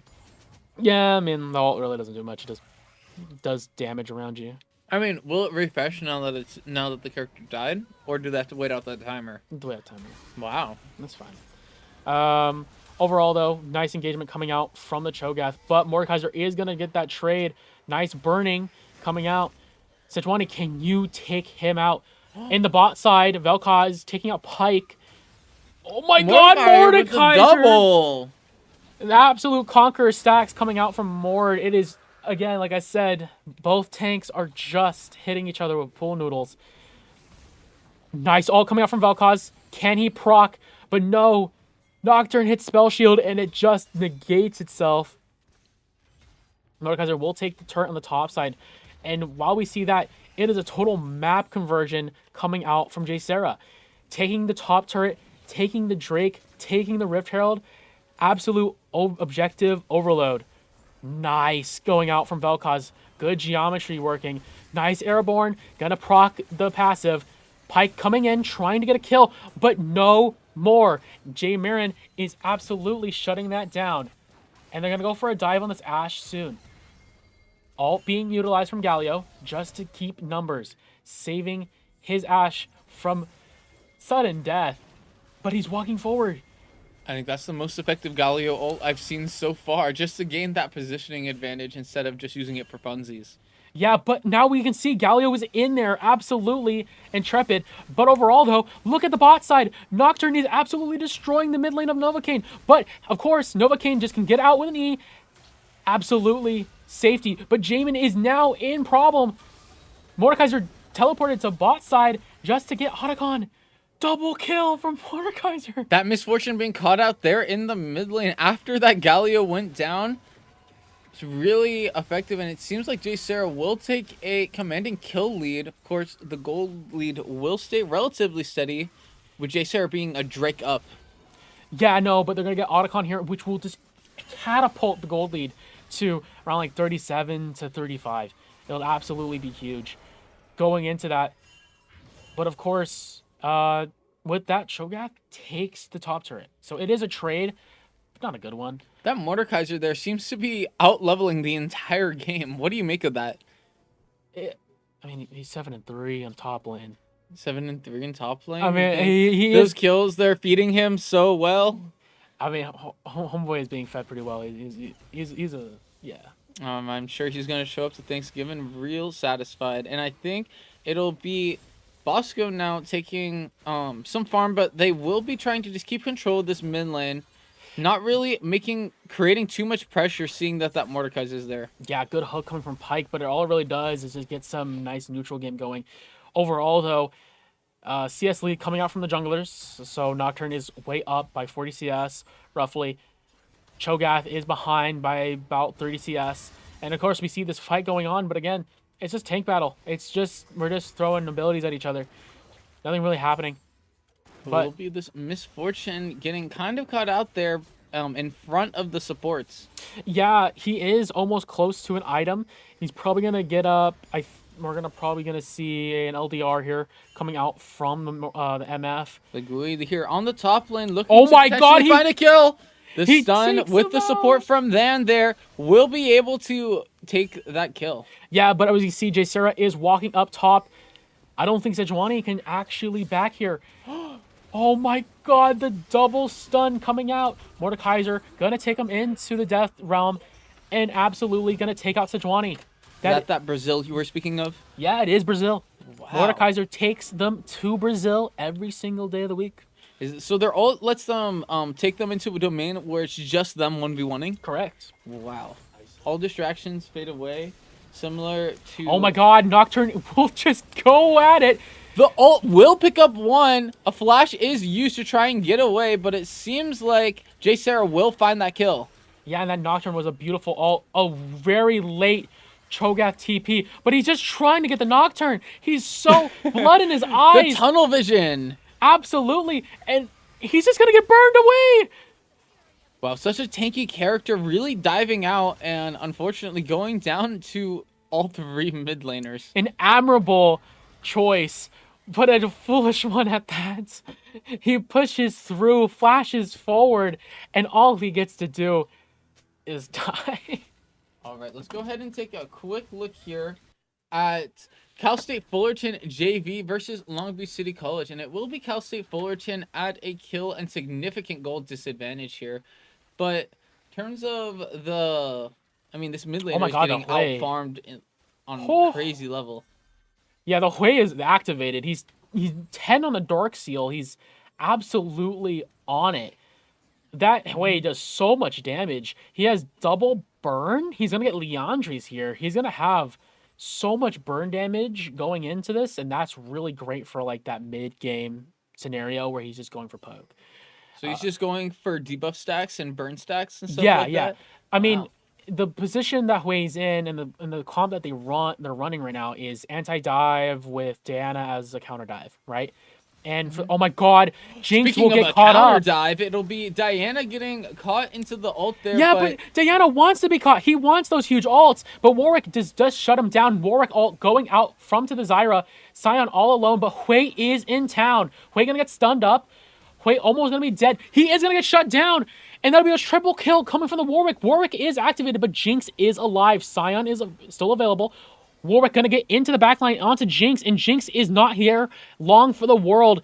Jinx will get shut down coming out from the mid laner of JV. But it'll be a 3v1, and Cal State Fullerton's ability to not go down in that exchange really shows how they were able to take advantage of that positioning in the jungle as they engage the streak. Yeah, but that was just straight up all anti-heal. Sion was not getting attacked, so Warwick just was like, yeah, no, I can heal. Right? because Sion needs to be attacked to get anti-healed, right? And Yeah. Zyra was out of the loop. She got instantly dead. So no anti-heal to Warwick, and we're gonna see a huge trade. Syndra gonna try to go and kill this Sion here, but no ball. As we see right now, Diana is driving the Rift Herald, gonna exit out for safety, I guess. And the Rift Herald will die in its place. Are you able to tell if a player's driving the Rift Herald? Yeah, or- there's on the health of the Rift Herald, there's a little icon right next, and you'll see Okay. it. Yeah. Overall, though, the Hui got shut down. A lot of shutdowns given to CSUF JV.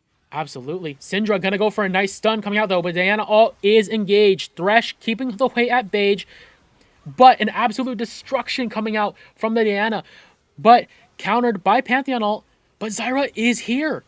Nice ult coming out from Zyra, gonna knock them all up.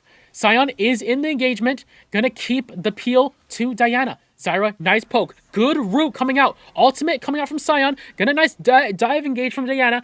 Good, amazing counter. But Zeri is in town. But it's all for naught. Airborne coming out from Sion. Pantheon in, stuck in the middle. Diana is at low health. It will be killed by the Jinx. And an absolute destruction on the bot side. And that will be Otacon given to LBCC. Wow, and that's a crazy swing in terms of the tempo of this game. It was looking almost close until that 4-man exchange from LBCC. Yeah, it was a bad positioning choice from Zeri. Gonna go up to the top side of the bot lane. Alrighty, well, let's take a look at Bosco Varsity here against Gladiator Esports. It will be Bosco looking extremely Strong. Yeah, extremely strong here. It'll against Gladiator Esports. As we see right now, they're just in the jungle for fun. And we're just gonna shut down the turret. Volibear just runs the ult, and that is the death coming out from the Warwick. My bad. Overall, though, the Volibear is just having fun on the top side. Gonna stun up Topaz. This Warwick will be taking advantage of that accidental Volibear. E there from the Mordekaiser to take that engagement. It will be this flank from Daro taking out half of their health. And with that the is a tower. death coming out from Zoe. Absolutely taking him out here.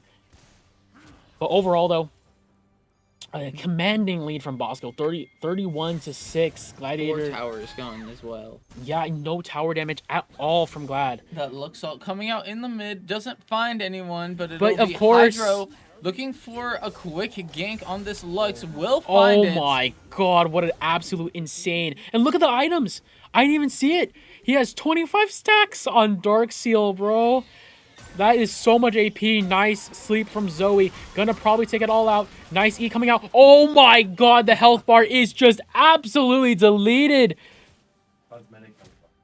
Of course, in this top lane here, we do have full pushing past the tower to try and get a kill on this Mordekaiser. Yeah, absolutely proxying the wave here. And, of course, adept at it. Such a huge lead coming out. A 0-9 Mordekaiser cannot do anything.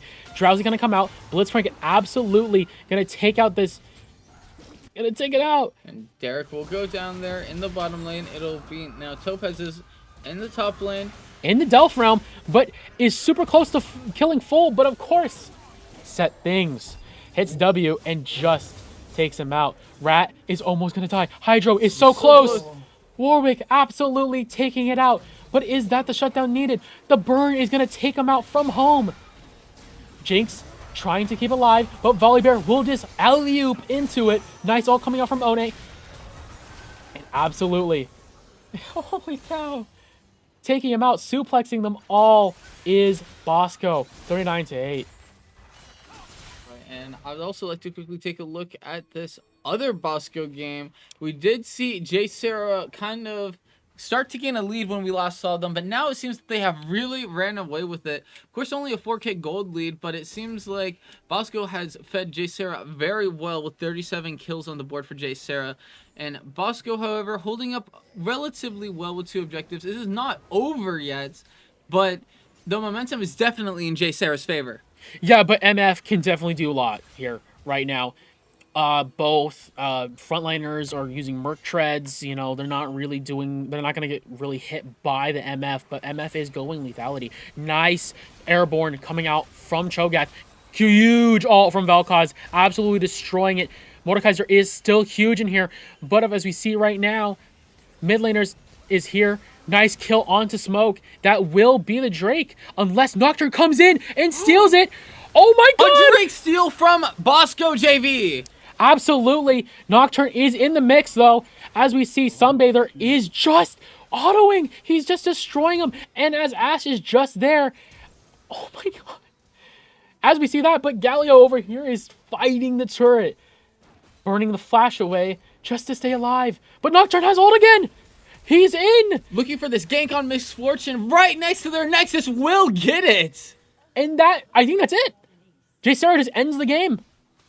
Wow. Off of that? With Nana Bosco being left alive to respond, it will be the Nexus going down as J Sarah takes this game. Wow. I also have a quick scoring update. It was also Bosco Varsity that was able to beat Gladiator Esports in a commanding lead of 45 kills to 10. And that's amazing to see here. All right, let's cut back to our last show remaining. We do have Cal State Fullerton JV. Diana versus is Long Beach in City here. College. But taken away from Syndra. Hui ult coming out to Zeri. Zeri is dead. Syndra is dead here. Huge Hui ult. Gonna completely take him out. As we see right now, they're gonna go and start Baron here. But an amazing engagement coming out from the Hui. Huge ult. Huge ult. Completely stop it. Syndra trying to stop it from happening. Trying to push him away. But no ball. Thresh coming alive, coming in. But overall, the zoning is too huge. Warwick trying to see here. Ult used from Warwick, but he's just going to get poked up. Jinx ult coming alive, but Zyra Burn just kills Thresh. Jinx is going to get excited, going to move forward here. Pantheon is almost dead. Oh my god, a Magic Pixel coming out on the Pantheon. But of course, Jinx goes back to his team. Gonna go and get the Baron and just back. And that will be Baron for Long Beach City College, taking all 5 members out to that jungle to support that. Yeah, but an amazing engagement. Good mid combo coming out from that. The Hui is absolutely activated here. Double burn into 4 Dark Seal stacks is an absolute travesty. But also look at all the burn that we have. We have burn from Diana. We have burn from Hui. We have burn from Zyra. And Zyra has Dread Seal. I mean, he can just take away magic resist for fun. Wow. Yeah, and overall, though, you can go for Merc Treads, and we have barely any. I think the only ones that we have right now is Pantheon and Thresh. But in all reality, is that you're going to get your magic resist taken away, and you're just going to be put into the easy bake oven. Overall, though, it'll be Long Beach City College looking to push up on this tower right under the Warwick's nose. Just looking to pick up some farms and likely run away. It'll be the Scion there looking to potentially take a kill, but Zeri will not let that happen. Taking a pop shot at that Warwick, not quite getting anything. Yeah, as we see them, Hui and Diana is going to be pushing this mid-wave in, trying to get more turrets, trying to siege with the Baron is going to be huge. Thresh is in the mix, going to get some poke onto the Hui, trying to catch him, but Hui, amazing movement coming through from the Hui, just to sidestep that Q. Absolutely. Now as we see currently, Warwick in the top lane trying to push it out. But trying to get some vision control coming out. Diana, nice ult coming out from Diana. Gonna get the Thresh. Good E over the wall. Trying to close the gap here. Syndra is out in the open, all alone. And Jinx is close to him. This is an absolute pinch coming out from LBCC. Will take Syndra out confidently. Overall, though, in relation, is mid lane going to be turret, going to be destroyed? Yes, it will. Zeri and Pantheon absolutely on a mission to take turrets away. Overall, for a trade for that is great, but death timers are huge during this time. It's 29 minutes, and death timers are getting there. Of course, it'll be Like you were saying, that 29-second respawn really can be punishing. It can make or break the game, especially as we begin to see potential shutdowns from Cal State Fullerton. It will be an LBCC advance here in this bottom lane, looking to scout out. They will not be supporting this wave here. They will instead fleet it back to the jungle. No, they're actually going to the top lane to push through there instead, as they have those supercharged minions. Yeah, as we see their mid wave got pushed in and absolutely taking those turrets. Again, that is the name of the game with Baron. You're just trying to siege into the base and trying to get that going. Overall, though, Dragon's up, and they are at Dragon Soul Point. Like, they have to get this. They have to fight for this. Sion has TP. He can make an issue coming in, but he's just gonna TP right now. Nice ult coming out from Jinx. An amazing combo coming out. But again, Hui is absolutely on a tear. Ult being missed, but Warwick is just around the corner. What a crazy ult there from Jinx, weaving through the entire crowd to find the weakest link. Yeah, but overall, the Hui is now on a tear. Zeri going to be picked off. Hui is just trying to move over. Pantheon is going to be... Oh my god, Zeri has it with the retaliation. But Sion is still the most tankiest guy on their team. Of course, during this whole engagement, Long Beach City College was able to secure the Cloud Drake and now has 2 Cloud Drake buffs. Will make it relatively easy to storm the base whenever they so choose. But for now, they are dominating in this jungle, looking to take as many kills as they can due to those long respawn timers. And that's correct. And they're probably going to take like these 2 turrets here, the 2 inhib turrets. They're just going to take them out, and we're just going to see them absolutely take it all. Overall, that was an amazing engagement coming out. Diana absolutely pushing it. But overall, though, trying to save the turret is the Thresh. Syndra is trying to push us away the Sion. These taps from these champions onto that turret, taking just like half its health with 1 auto, I believe, from Sion there. But they will ultimately retreat and wait for their Jinx Dunstan to get back into the game. I'm sorry, Ninja Fortnite. Yeah, overall, though, is that the level lead is huge coming out. 17-17 to 16-16. It's a 1 level lead overall. They got Cloud Soul. This next engagement is going to be breaker bust. It's going to be... Yeah, whether or not Cal State Fullerton can get that shutdown gold and really begin to turn the tide, it's now or never for Cal State Fullerton. Yeah, this next engagement will really choose who's going to win here. Overall, like, I mean, we can see if Cal State Fullerton can really outlast LBCC here, but that will have to be onto the Syndra, has to be onto the Zeri. Anyone else, I mean, we're just not going to be seeing that gold utilized best. Of course, we do have a group of Cal State Fullerton members in this mid lane. What do you think they could be plotting gathering up like this? I don't know, they're just getting vision, but it doesn't matter. Them getting vision in the river does not mean anything, because they're just going to get a top inhib for free. No one is here to clash with them. They're all the way over there trying to make River an absolute Christmas tree, while these guys are taking up the whole of Christmas night. Wow. Zeri gonna get onto the Jinx. Jinx has to flash here. Hui trying to protect. But overall, look at this pinch. Sion with the ult coming from downtown. He's absolutely driving it up. Going to the wave. Diana ulting. Gonna absolutely take the Pantheon away from life. Zyra being fully focused on the Warwick. Zyra has to pop ult. Warwick has to ult to get even out of there. But it is all just retreat. Pantheon being picked away. Baron is up. And it is an absolute man lead advantage. And LBCC will just take Baron. Of course, LBCC fronting their mid lane here. We'll catch Hui kind of off guard there with a poke, but ultimately it'll be this Baron that'll allow Long Beach City College to hopefully ride. Yeah, but as we can see right now, Sion is trying to hold him away. Hui ult amazing coming onto the Thresh. An absolute callback going in. Warwick, but though he is in, going to the back line. The Jinx Q going out will catch Hay of 1 HP, but it will be Cal State Fullerton needs to steal this Drake here. About 3,000 health left, but Diana will make quick work of that as Cal State Fullerton gets drained by the Long Beach defense oh here. My god. Absolute destruction of the bot side, but it didn't matter. Diana is alive. TP coming up from Sion. It is an absolute encore. So I'm gonna go and try. Here. Going to push it in. Pantheon trying to stop it, but it is not enough. Baron. Oh my god, Diana is just gonna walk through. Hui is alive here.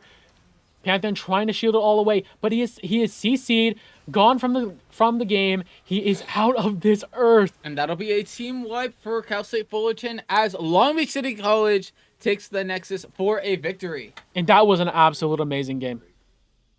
And we'll be back with Esports action for the semis. Of course, we do have each one of the pools advancing their top 2 members to their semifinals, where the top seed will play the other second place seed, and we'll see totally new matches ready for you in the semifinals. Stay with us. Yep. See you later, guys.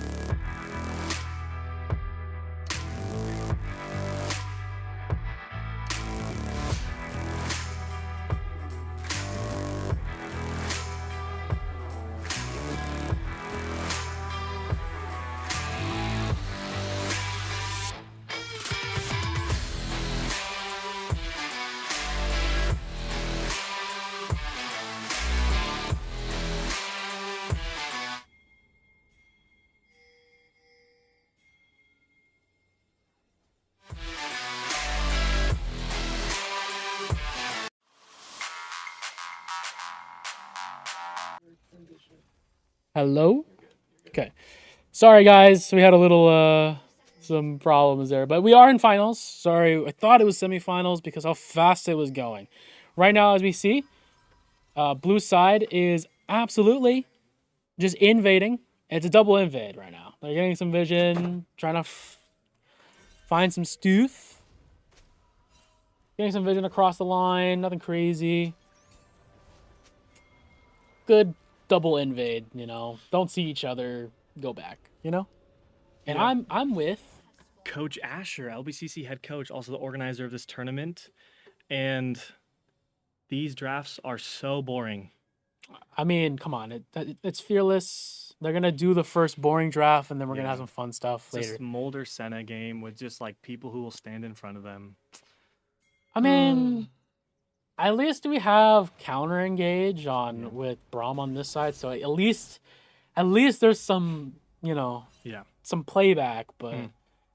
it's gonna be like, okay, guys, is Poppy just gonna do Poppy things, and we're just gonna have fun, you know? Yeah. I think if Malphite, Wukong, Orianna can just one-shot this Smolder, LBCC wins. If we they can't? If they can't, you pray that Senna is fed. If Senna is not fed, you lose. True. If Senna's fed, you're fine. She will just like out-sustain Smolder, outrange, and eventually out-damage him. Yeah, we love the fasting Senna. That's great. Mm-hmm. It's great work. Yeah. That champ is so insane. Senna, so frustrating to play against. Yeah, and currently as we speak, we're just kind of, you know, our Malphite is absolutely getting just pummeled into the turret here. It's Malphite Gaming. Malphite Gaming, you do nothing till level 3. It's kind of like Silas into range matchup mid. Like, you just tank the first 3 waves. You do not do anything, and you hit level 3, and then you're just unkillable into AD matchups. So you're gonna watch. He's gonna hit level 3, and he's gonna walk at Pantheon, chunk him to half HP, and then the lane will be normal. Yeah, he's gonna press Q and then W, and you're just Yeah. like, yeah, you're good. Yeah, and then you just lose all your health because that champ is fair and balanced. And then wait till 6. Yeah, and then you're dead faster. You're just faster. Oh my God, Dunstan, please. It's so hard to play. This is just a really bad matchup. LeBlanc into Orianna is so hard to play. Yeah, but we get the trade Oh, here. we trade back. That's nice. And that was a good read from Clone. Yeah, very good read. Very good read. It was a 50-50 coin flip. Good read coming in. Good trading. But of course, you know, we had to, our Wukong had to, you know, sacrifice a little bit of farm for that. Yeah. Like the timing will be off. Like Poppy will be on top faster, back faster, you know. Yeah. But it's okay. Who's the kill better on? Is it better for Wukong to get gold there or LeBlanc? Wukong. If Wukong can get more gold, it will catapult. Because LeBlanc, if she like gets hit by some random CC for fun, she just dies. Yeah. At least with Wukong, there's like, okay, his flash ultimate is scary. We have to respect it. He's clearing faster. He has better tempo. Yeah. Yeah, that's true. Look at this bot kingdom going on right now. Yeah. Yeah, but Braum in a double range is just so unfun. Yeah. I mean, what are you gonna do? Yeah. I mean, overall, like, they're gonna push in, probably reset off this next wave, and then have Prio for like existence. Malphite's doing Malphite things. Poppy's try to come here, try to go for a dive here, but honestly, I don't think it's worth it. Yeah, he had it warded. He sees it. Sniffed it out. He sees it, but also, is it worth to run an ignite and maybe a flash burn? I don't think so. It's not worth it. Not into Malphite, especially when you're gonna hit 6 after this.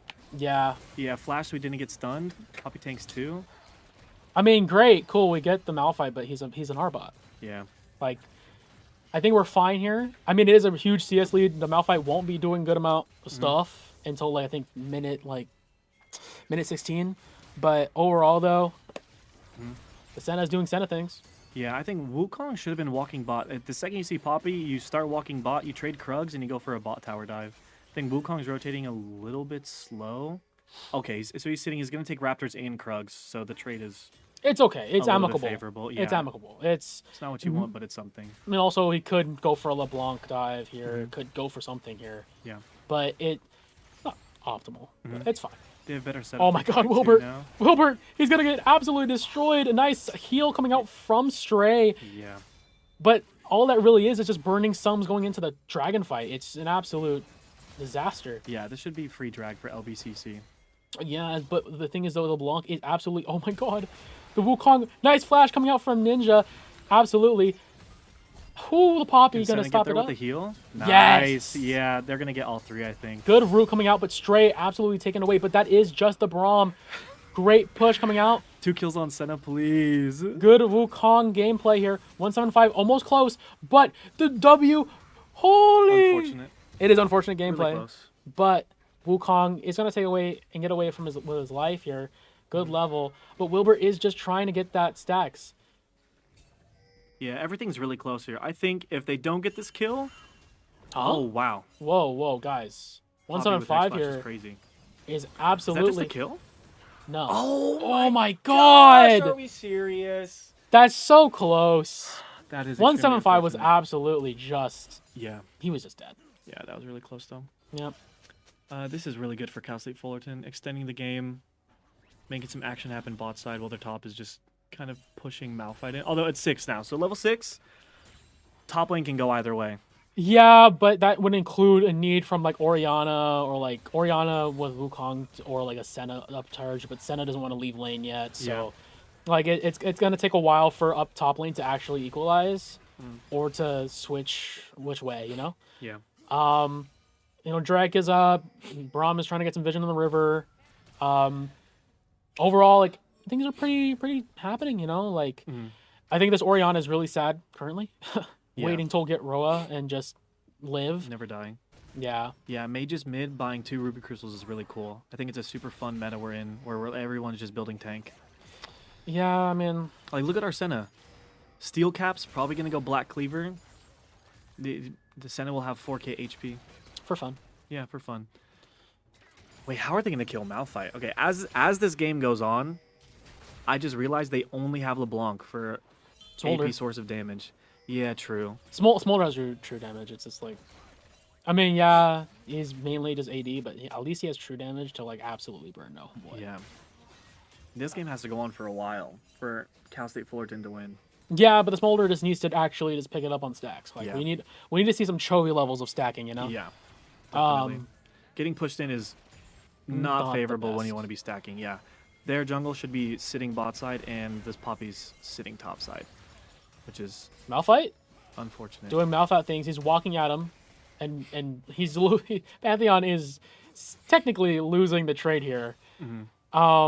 Overall, I mean, but nothing's happening. Yeah. We're not even getting Drake soon. Probably gonna get Drake at 10 minutes.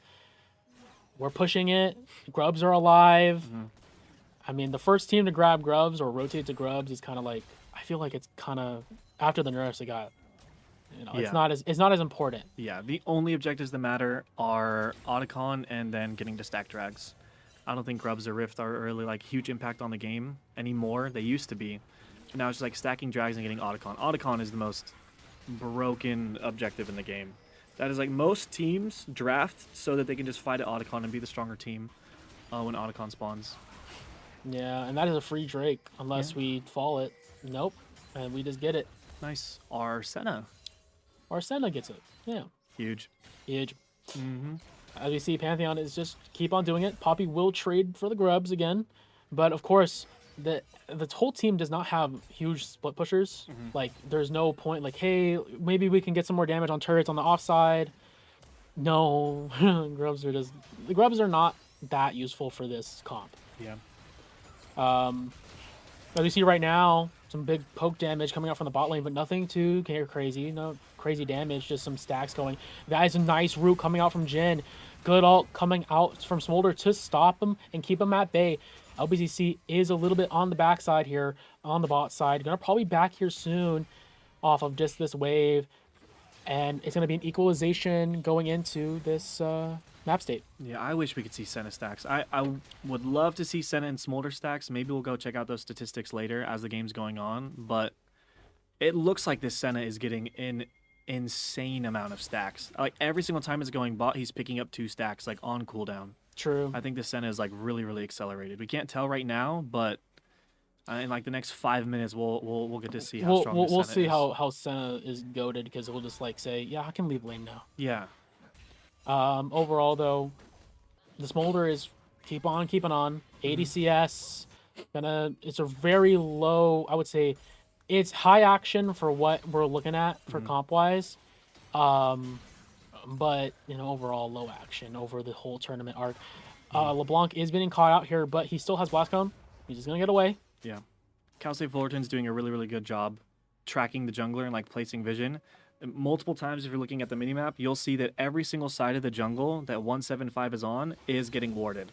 So like they think Wukong's walking topside. They're And walking as we in. see clearing right now, vision. Malphite is gonna get ganked, but of course he just ults away. Mm-hmm. I mean, this is a very safe game. We're trying to play as like both Fullerton and LBCC is just playing a very safe game, trying to play the scaling game. But of course, Wilbur is just going to get focused. Nice Braum ult, going to go in through. Ult from Senna, going to stop it. But Ninja Fortnite has to flash forward to stop the push. Senna almost close to the burning of Mom. That is the ability name of that. And that's pretty much it. Senna getting a big chunk, but 175 is here. Close, maybe going for a nice engage. What a nice engage coming from that. But an ultimate is going to be burned from both from LBCC players, but it doesn't matter. It's goated. 175, Poppy coming in, but nice ult coming out from Pantheon. Good Orianna ult too. Woo! Pulling the two off of them. Senna barely making it out. Oh my god! That was so well played. That was extremely well Nice played. root coming out from Jin. Gonna stop it, but Dunstan is a little bit weak. LeBlanc is coming in pretty close. They're for Nice sure gonna get damage one. coming out. Dunstan is gonna get destroyed here. And that is an equalization. 7-6. Gold is gonna be going to Fullerton here. And that was a really, really, really racy interaction there.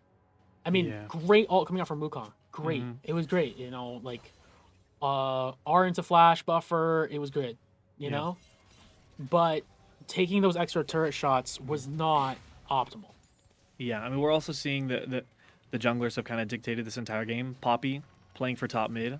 Their top mid is ahead. Wukong playing for bot side. Our bot lane's ahead. Yeah, so it's top and mid versus bot lane right now. And I think as soon as we can rotate our bot lane towards mid, the game should be looking like a lot more smooth. They just have so much pressure with like how long range their ults are, how easily they're pushing waves, how much vision and space they can And gain. making this combo off each other organically, you Yeah. know? Like, okay, Pantheon, can you just press W and get some guy? Okay, we focus that guy. Like, Yeah. it's not rocket science. We're not like optimal trades, good poke going into a good fight going in, you know? We don't have to be poking in the mid game and then making that part of our vision gameplay with also getting an objective. You know, we don't have to do that. Yeah. We just be like, yeah, I can press W. Lane swapping, I mean, it accelerates the Smolder. It just makes Smolder more happy. Yeah, but I don't know. I like that Pantheon was getting such a huge lead, pushing out top, rotating mid, pushing out top, rotating bot. Just Malphite doesn't have insane wave clear until he gets like an item or two. Putting the Pantheon bot side is kind of saying, look, that's it for you. You're gonna sit under turret and not get to do anything into a double range matchup. So like they're kind of throwing away his lead. I feel like, but you are right. It is accelerating the Smolder. Maybe they think that it's much more important that the Smolder gets ahead instead of having Pantheon continue to push his lead.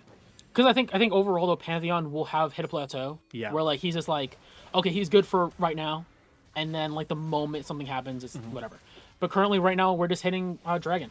Yep. You know, so LeBlanc is coming close. TP coming out from Malphite, but Yeah. that is going to be a choice here where Smolder just gets to hit turret Yep. and accelerate Smolder even more. More gold into Smolder. That is single turret gold on that.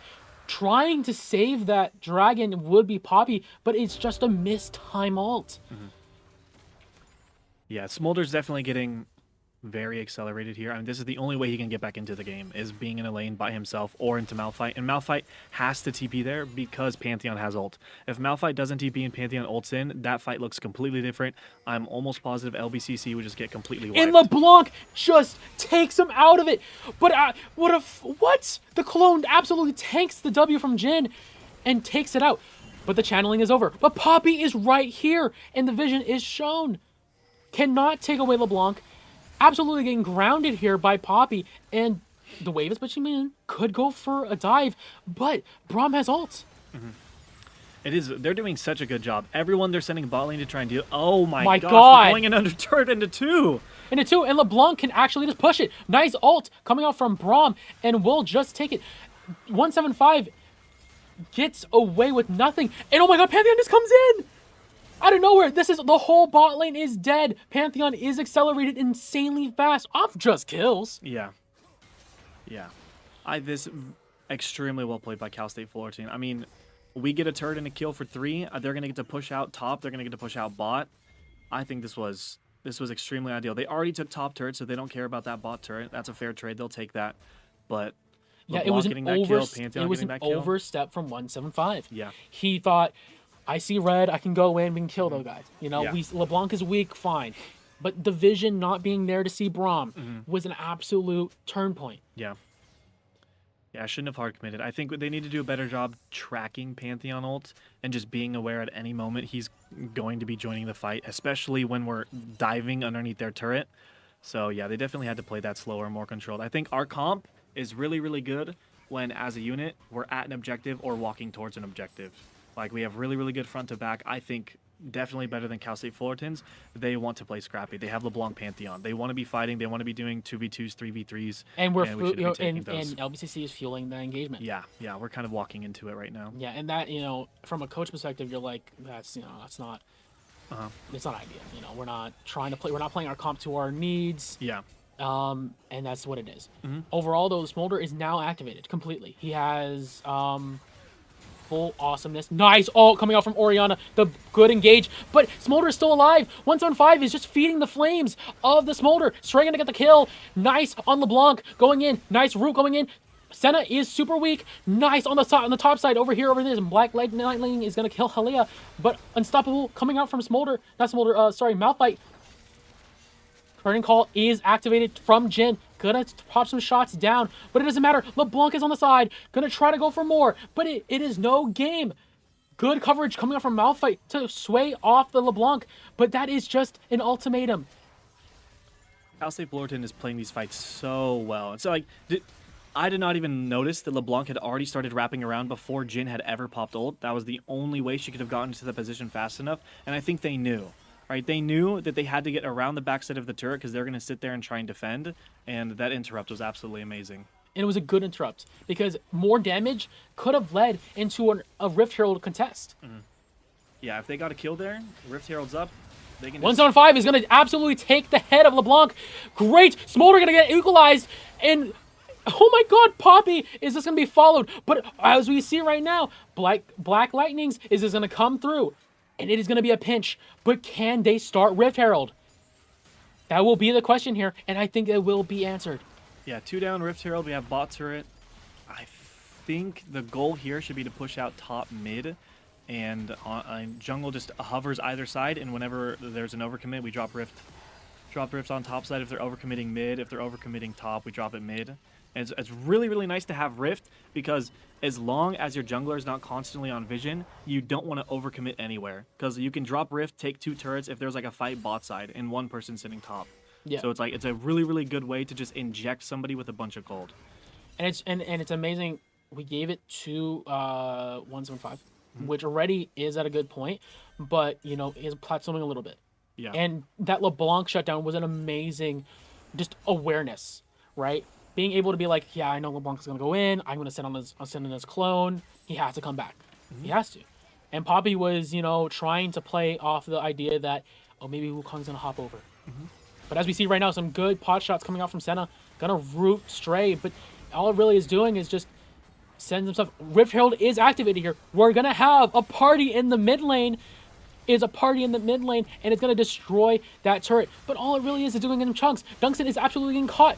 Nice ult coming out from, oh my god, an Orianna ult to be defensive, but it doesn't matter. Senna has no goal, and it's just, no damage is on LBCC's side. Halia is going to get destroyed. LeBlanc is going to go crazy, and that Jhin is not shooting great. Not shooting straight is happening, and LBCC is getting just absolutely caught in the mid lane. Yeah, I don't think that was a great fight to take.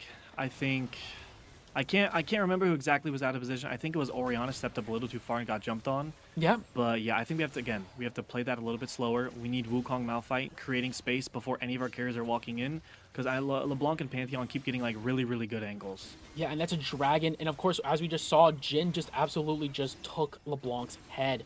But the problem is, though, is that Jin right now doesn't have a lot of damage.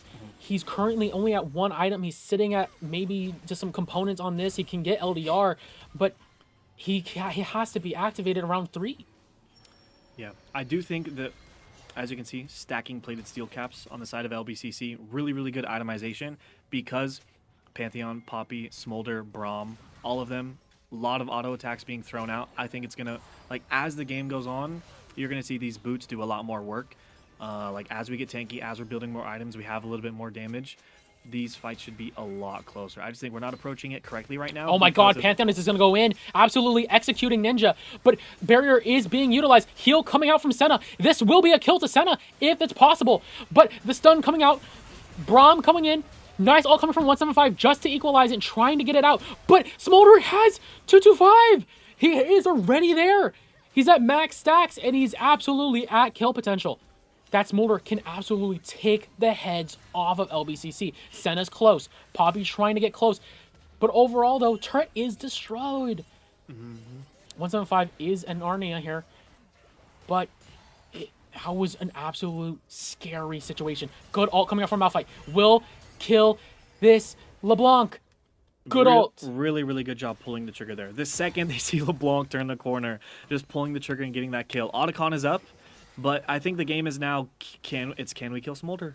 Can we kill Smolder? Smolder's going to get one shot, or Smolder's going to kill the entire team. I think that's just like what every single fight is going to be played around is we need to kill the Smolder. Even though he's 0-3, he hit 225 stacks, and that is just unkillable. Oh my god, an amazing Oriole coming out. And of course, count it with the Jin ult. Braum has to use E immediately and ult. That is great, because look, Otacon's up. Ult won't be utilized. Yes, we burned Ori, and yes, LBCC, you burned Jin ult. But still, we have 175 has ult soon on Wukong, and almost all ult is on timers, except for LeBlanc. And LeBlanc is only doing damage there.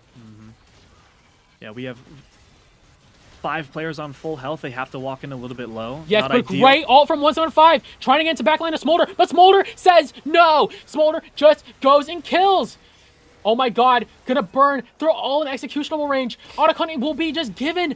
Oh my god, a triple kill going to Smolder. Even though the LBCC had the tempo, even though they had the right choices, it does not matter in the face of Smolder. He does not care. LeBlanc going for more, but it does not matter. Senna is just all alone, and that is Otacon. We didn't one-shot the Smolder. Yep. And then we all died to the Smolder. Yep. That's just how it goes. But also, you know, they first hit Otacon, right? Yeah, they started it. They had a better position. They had a really good setup. doesn't They had matter, good though. vision. It just doesn't matter. We couldn't get through Braum fast enough to get on top of the Smolder. Smolder pressed Q one too many times. But also, and they started everybody died. Otacon for a few good minutes, about a few seconds. Yeah. Right? They got all the negative stacks on from Otacon. Yep. They were defense shred. They were the whole shebang, right?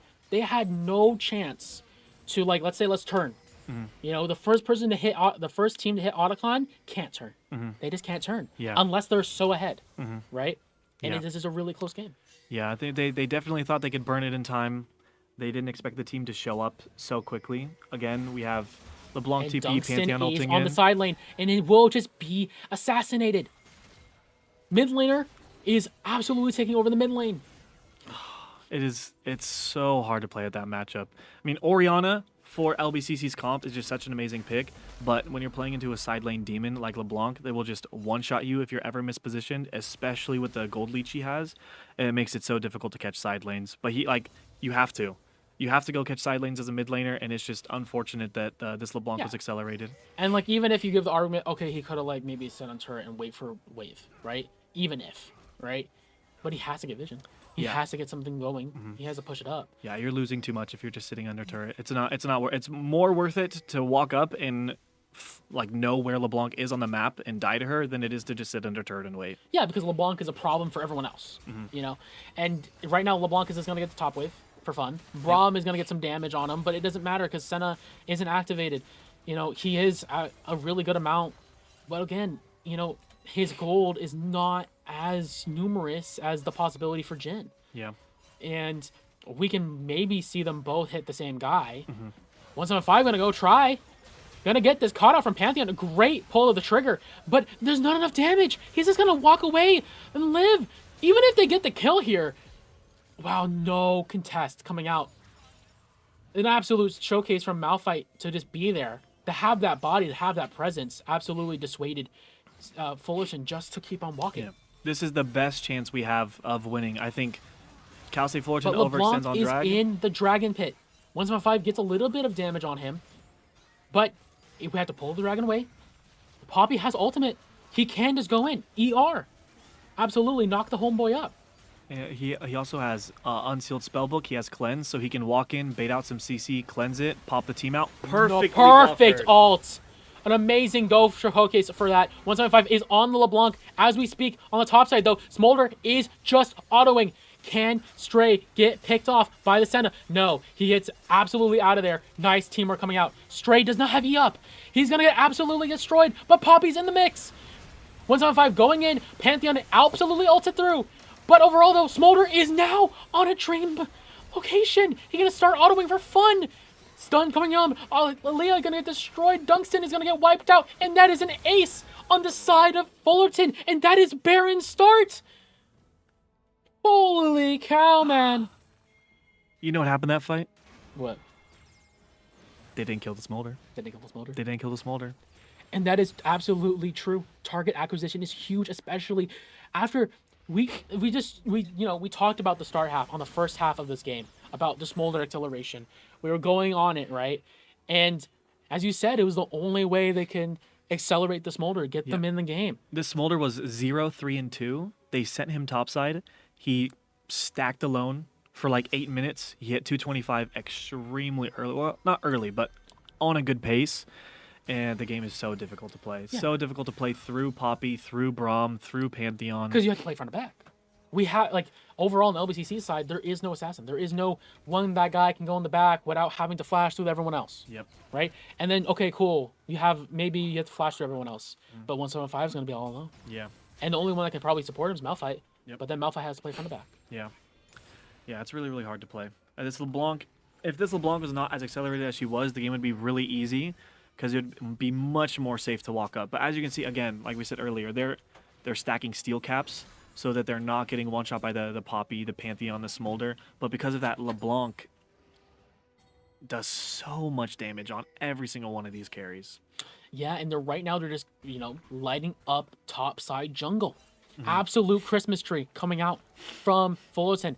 And it's almost Christmas Day for them. Can they do it? It's a really, really good Baron setup right now. Pushing everything out. They have top pushed out. They're going to push out mid. Smolder's on the wave right now. As soon as they do, they can start because they have really, really good turn. 175. Nice ult coming out. But a flash burn from Smolder. That will just be an amazing tool. That's a great burn coming out. But, oh my god, look at Pantheon! He's just in there! Oh my god! Oh! Malphite ult! What the ult? But it does not enough matter. damage. It does not do enough damage. 175 sacrifice himself for the cause. But Wilbert Arc, he is just electric. Smolder going to the top side. Gonna kill the turret. And it's looking like a finish. It's looking like a finish, guys. 29 minutes in. They have so much pressure now. I mean, that's pretty much as good as it gets. You get Smolder flash out. Pantheon dove in the middle of your team 1v5 extremely early when no one else on his team was even there, and they still end up winning the fight because we do not have enough damage to kill the Smolder. I mean, Orianna forced to build tanky because of the LeBlanc pick and how much gold she was getting. Completely makes sense to go tank there. But because of that, the Malphite Orianna combo, the Wukong Orianna combo, it is not doing enough damage to kill Smolder. Yeah, He's not even building anything defensive. Yeah, and then, Malphite, even like the little burst that he can give, he's only playing full tank. He can't, there's no other AP items along with it to, assimilate, to go for that, There's nothing there. The damage burst is not there, and LBCC is banking off Senna doing some good stuff, but the problem is, though, her itemization has to be, quelled. Yeah. So, overall, I think that was an amazing play, and that really does set the tone for Fulton. They're at a 27 over 16 kill lead, 7.5K above LBCC. It's just a dire situation. Yeah, that's 2 whole items. 2 whole items is a lot in this game. That's really, really hard to come back from. But I will say, if this game goes on for like 10 more minutes, could be winnable for LBCC. Could it be, doesn't seem but like it would it's going have to. to be a blunder. But right now, it does not show. Fullerton is absolutely on a tear. 175 is in the backline, but Smolder is keeping him at bay. Ninja Forte is absolutely stunned, put up to the bouncy castle, but 175 is trying to come back. He's trying to come back, but it's not enough. Absolute destruction coming out from Fullerton, and that is an absolute ace. They'll just walk through mid, and I think that's game. Yep, that's probably game. And you know what? They didn't kill the Smolder enough. True. He was 0-3-2 at like 15 minutes. The Smolder has not died since the 15-minute mark in this game.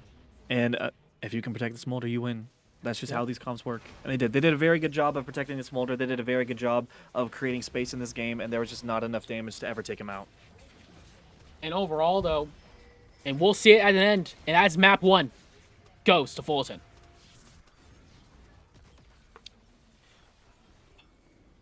So what do you think?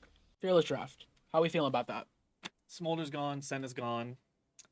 What else? What else is like really annoying that everybody plays? Pantheon's gone. Poppy's gone. Smolder's gone. Senna's gone. I'm happy those champs are gone. Yeah. Poppy is so annoying to have on your team and the other team.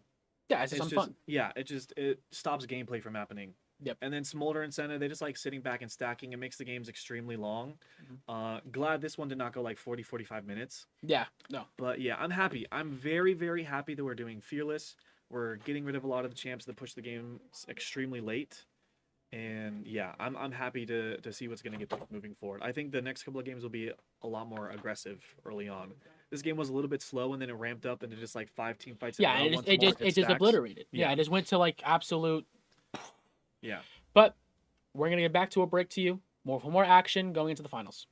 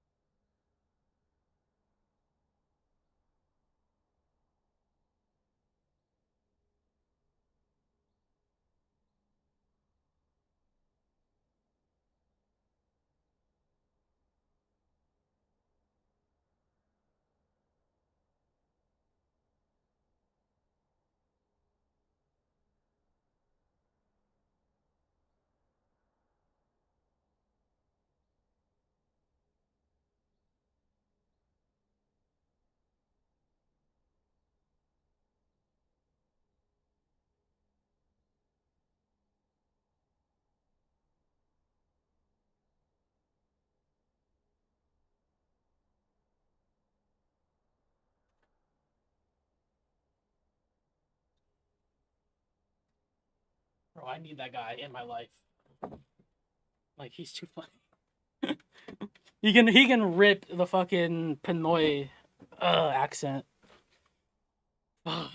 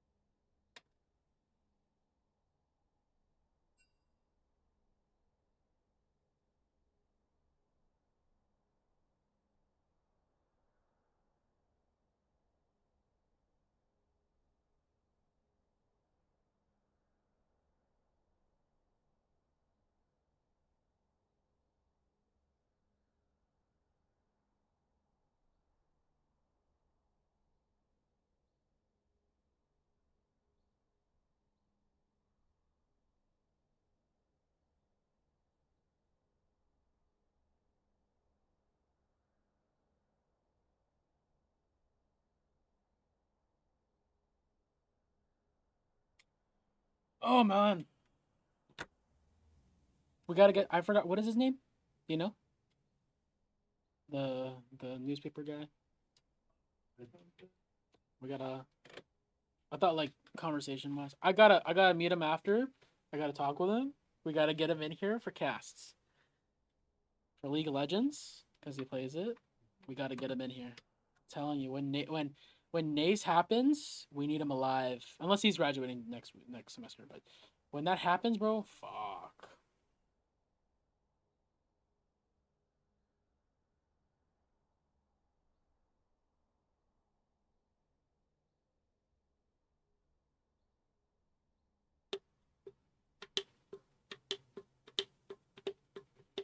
This could be the final game.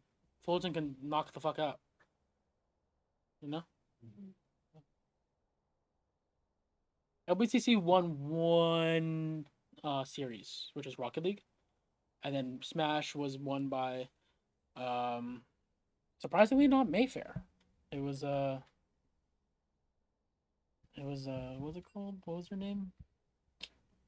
Fuck. For more. They had green jerseys. They were cool. Had a crazy Bayonetta player. And then this one, hopefully LBCC wins. If not, guys, I think we're cooked. For Valorant, we're chopped. We can actually make something happen, but we're gonna be chopped. I'll tell you that. Straight. But my ranked grind in Valorant is so sad. I'm stuck on Ascendant 1 right now.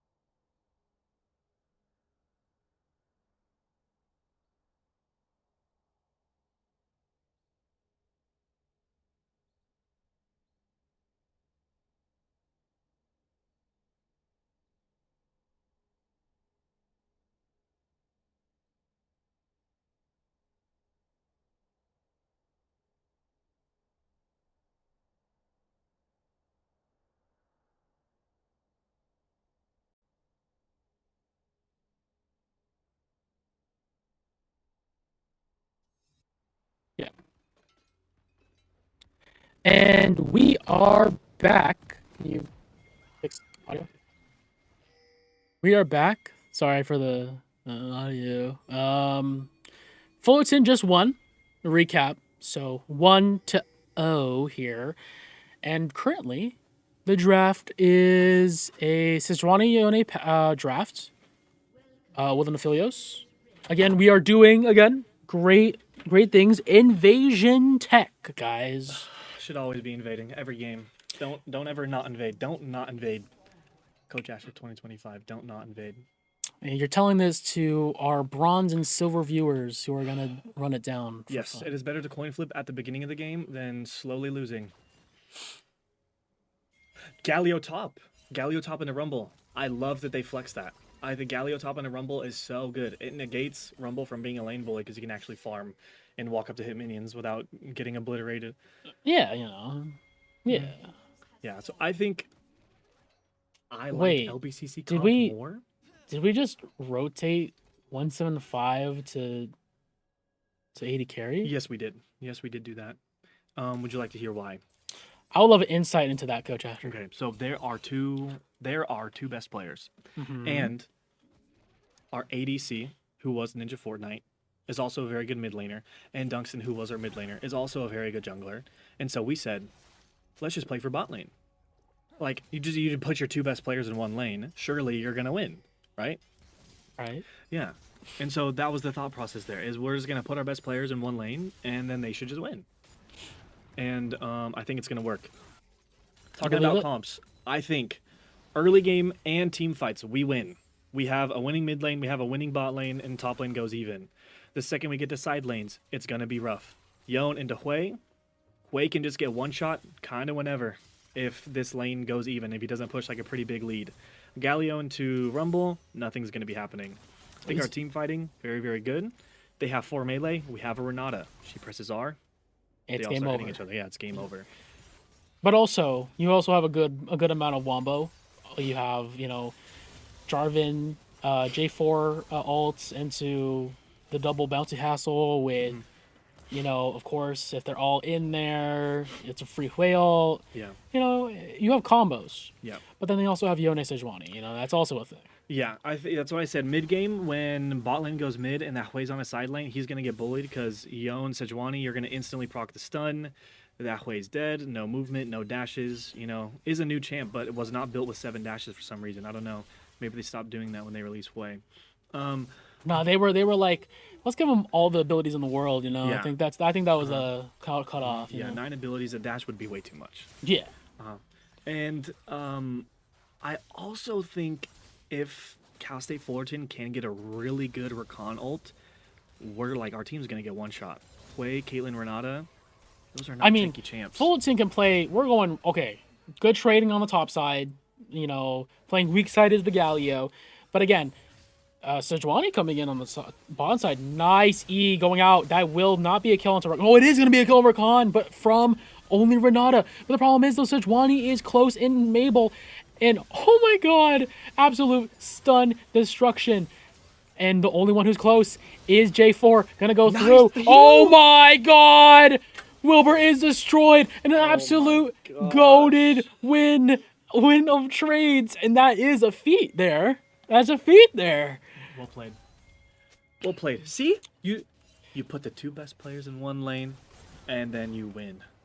And you praise that Renata's W does good shit. Yeah. Yep. Surely, Nice, right? nice fleeing on Really that. good roam too. That's good. That's good roam timer. Good roam timer. Clap your hands. That was good. Yeah, roam. yeah. Yeah, good roam timer. Crash the wave, get a little rotation, walk up, contest a Sejuani top scuttle. That's smart. But Maybe we're not. I guess we're just resetting. That's fine. It's fine Yeah. because you're like, okay, maybe going for a gank. Maybe Rakan was gonna come back off death timer. True. You know. And follow the jungle up too. Yeah, it's smart. Smart. Yeah, but Yone's like, no, you're staying. Yeah. No, you're staying. Yeah. You can't do this. Cal State Fullerton, they have to do something risky because Oh, look at the tower dive here. Look at this. Sejuani is ready and able, and he's gonna go for that. But overall, though, it's an equalization. yeah, Renata's on the bottom. they're forced to look for risky plays because of how bad bot is going. I don't know if you noticed, but this is what we would like to call a freeze. And they're down 2 kills bot side. Like, look at the Aphelios items, look at Caitlyn items. Yeah, This he is has, gonna he be has a horrible. BF sword for fun. Yeah, the next like 5 minutes of this game is gonna be so bad for Cal State Fullerton. It's Oh, and he's just look, dead. They can't do anything. Yeah. Oh, and he's just dead. Oh, he's not dead. The trap was placed a little bit too late. Totally okay. We forgive them. We forgive them, says Yes. Coach Asher, the Yes, coach but- of the team. But yeah, this is so horrible. Like Cal State, they have nothing to do bot side at all. Top's going even, mid's going even. They need to force something, or this is just gonna be like, this Caitlyn is gonna be so fed, and they can stack drags too. So it's looking good so far. Oh my god, good talk coming up from Galileo. Sorry for the yawn, my bad. Overall though, Dragon's gonna be early, really early. Like this is off like Off spawn. off spawn. That Yeah. thing is gone. I mean, that is what allows you from BF sword. I mean, Yeah. it is that good amount of just damage injection into the Caitlyn is absolutely, just amazing. And also, I will say this. It was a blunder from Fulton to not focus the Caitlyn immediately after Renata W got propped. I mean, it's unfortunate, but we deal with the blows, and I think Fulton will, right now their comp can do well in the mid game, like overall, if this Yordle in the top lane can do something, could do something great. Rakan dismayed. But again, like you're saying, the 175 is absolutely on it. But Sejuani is close. And level 6, 2 full clears in the scuttle. That'll get you there. And I think it's going to be very easy for them to pick up a kill if that ult hits. I will say what we were talking about earlier. Remember what we said about mid lane? Hui needs to bully the Yone early so that side lane is playable. That True. did not happen. It did not happen. It's like This Yone it's has double his CS. Yeah, it's double CS, and Yeah. that's pretty bad. Yeah. So the second, because Caitlyn Renata are going to take turret eventually. They can do whatever they want with the wave. They can pull it to their turret. They can push it in. They can take this Look tower at top whenever side. they want to. Look Yeah. at top side here.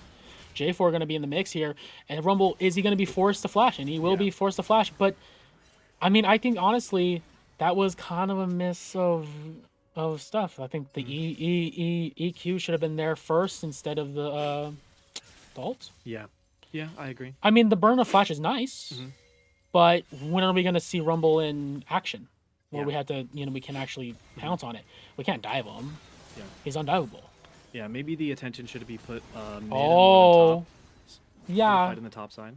Yeah, but I mean, that's more like semantics overall, but I feel like order of things could have been better. Yeah, agreed. Sejuani up here. Duxon trying to get away. Trying to get some support here, going for the J4, but Hui is all there in Narnia land. Rumble is over here. But can Galio actually try to push him off? I mean, Sejuani has ults. Rumble has an amazing ult coming in, and that's just Galio dead. Galio should be gone here, but J4 is absolutely taking him out. I mean, I thought, at least. It's just Galio, dude. The Galio, so well played. Takes no damage from the ult, taunts both of them. Jarvan gets to walk out. They do have full priority for these grubs, so the grubs is going to go over to Cal State Fullerton.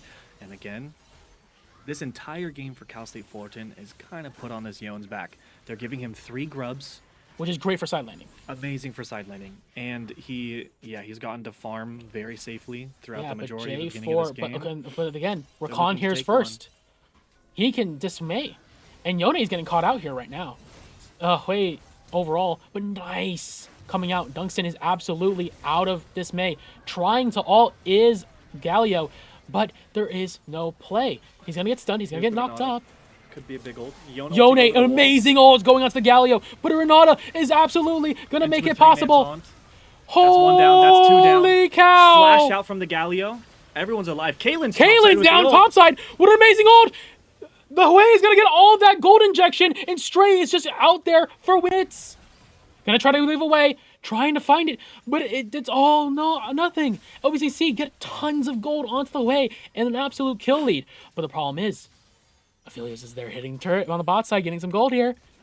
It's giving a little bit of flashbacks from last game, but it isn't Smolder. It is Smolder. A much worse version of that type of champ because no execute. Very short range on a lot of the abilities that do a ton of damage. So it's a lot more manageable, especially with a comp like this.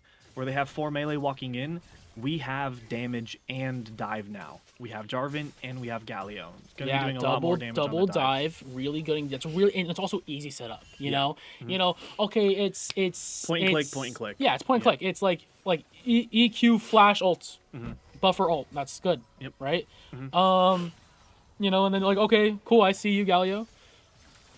Okay, Yone just doing Yone things. He's just walking up, being like, yeah, I can be here. Yeah. Yeah, you know. We're deciding to go for like the same exact strategy we had the first game, where we're setting our top into their ADC and our bot lane into their mid lane. I don't ever like ADCs getting to free farm, but I mean, like last game, this is good. This is good for LBCC, but they have to push this lead and do something with it because Yeah, but Yone is absolutely just doing anything, and Sejuani is here. He's in town. He will come in, and he's rolling around. Sejuani coming at 2. I get some vision control is their con. But again, J4. Yeah, there's nothing to take here. Yeah, Philios is just sad, but he has to burn flash. And again, he did the right combo, but can they kill it? Yeah, that's really good. Well played. You know, the EQ, great EQ, like literally great aim on that one. And then he had to burn flash. Yeah, If he did it, he would have died first, right? But I think, honestly, as a Philios right there, I would have been like, I just died. You know, I just... keeping topside, not trying to drop any waves. That's smart. The problem is, though, he's probably going to lose the dragon. And Yeah, because he owned... So they do have to win this 4v5. which I don't think, oh my god, it is going to happen. That is... But not enough damage. And we have Renata ult too. It's going to Oh go through everyone. my Yeah, so well played. god! And I just played slow. Don't get like 4 Yone minutes. misses the everybody. ult! Yeah, it's free. They have to walk What away. are we doing on Fullerton's side? Sejuani should be ulting first into Yone. This should not be happening. Absolutely is the idea. And red team just absolutely, LBCC just takes the dragon. But we're going and re-engaging here. Aphelios is going to get into the backline of 175, and he's just going to die. 175 is going to die. Oh my god. Renata's going close, but it's just him. Caitlyn gets equalized, and that is all. Aphelios is nice, going to have that gold here. But again, that's the Drake getting taken away. Yeah, 1 for 1, but we got a Drake and our Galio's free farming topside. True. So I do believe that was a win for LBCC. It was a really good pushback from Cal State Fullerton. I thought it was completely over after the Renata ult went through everybody. But they did a really good job at least trading back 1 there. Yeah. But I think the Yone whiff ult was crazy work. Yeah. Like, come on. Like, we have Sejuani ult, you know, just pop, you get the Sejuani ult, okay, we ult the Sejuani ult. You know, it's not rocket science, but I think he was very desperate. And I think, oh my god, is Wilbur going to get caught here? But Stray's alive. Yeah. Stray's doing Stray things. And I think, honestly, right now, this Caitlyn can get activated more. Is it possible? Wow, fine. Like, riding that fine line is Stray, trying not to These get... supports are playing the game so well. Oh my god. Both supports on either side are playing this so well. And I think, honestly, we can give a good hoorah over Stray. I think Stray played amazingly last game with Braum, right? And I think right now he's walking that fine line. And I think when Rakan has that big ultimate, I think it happen. Especially with, you know, again, with Rumble. Wilbert is close to death, but honestly, Caitlyn doesn't have enough damage. Yeah. Yeah, Rakan with the own Rumble, very, very easy if the Rakan can get a good ult off. If not, J4 coming inside. Aphelios didn't get to do anything there. Yeah, but Oh, also but they that is a kept the big Caitlyn. trade. Yeah. But it's a big trade. Berserker is happening, but is that enough? They have W the is not being, it was off the cusp, but we'll trade it. Quay's gonna get the kill, and that is amazing gold injection. But again, Yone is just getting access to all of bot side. He can, with 2 grubs, actually take the turret if possible. I mean, Hui just walking around the map, picking up these free kills, even though the Yone did have a huge lead, I think the Hui is kind of back in it. Yeah, I mean, he's 3-0. I mean, like, he also has 2 in the Darksteel slots.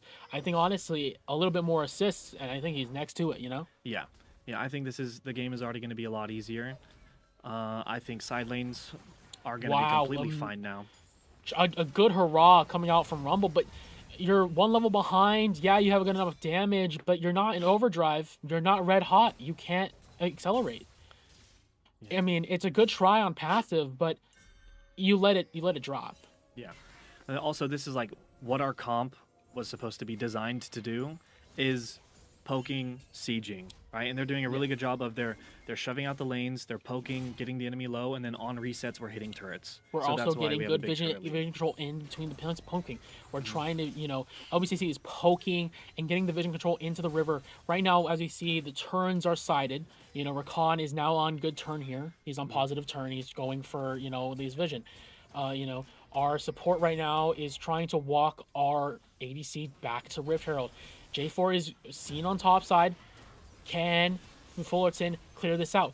J4 is absolutely all alone. Can he have some impact? But overall, though, Galio is just here.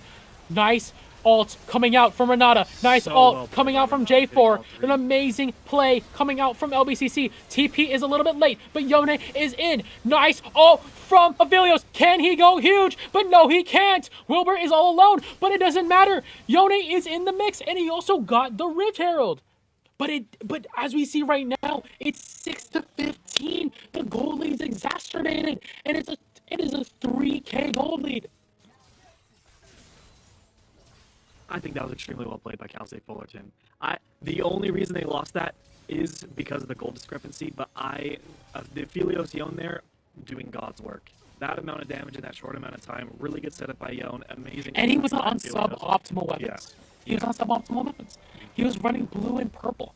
Like, imagine this guy had blue and white. He would have just killed everyone, Yeah, right? yeah. That was very well played by Cal State Fullerton. I think it's very good that they can pick up the Rift Herald here. They need to inject somebody with gold. I'm going to assume it'll be Aphelios. I think what they should do is push out side lanes, group mid, safely take a mid turret, inject some gold into Aphelios, and I think they're on the... They want to stall this game out. We want to accelerate the game and keep poking and taking turrets because as the game goes on, it's going to get harder and harder to handle this Yone. This Yone and Aphelios is going to get very, very hard to play against. Oh my. Absolutely insane coming out from Stray. I mean, he's still alive. So, Really good setup around Drag. We have complete control again. They have to go for something crazy. Oh We flash over it. It my. is forward, but we do flash over it. but a Galio coming in. Rumble in the mix, but he's burning them all. Rumble can go off, but he's not at full heat.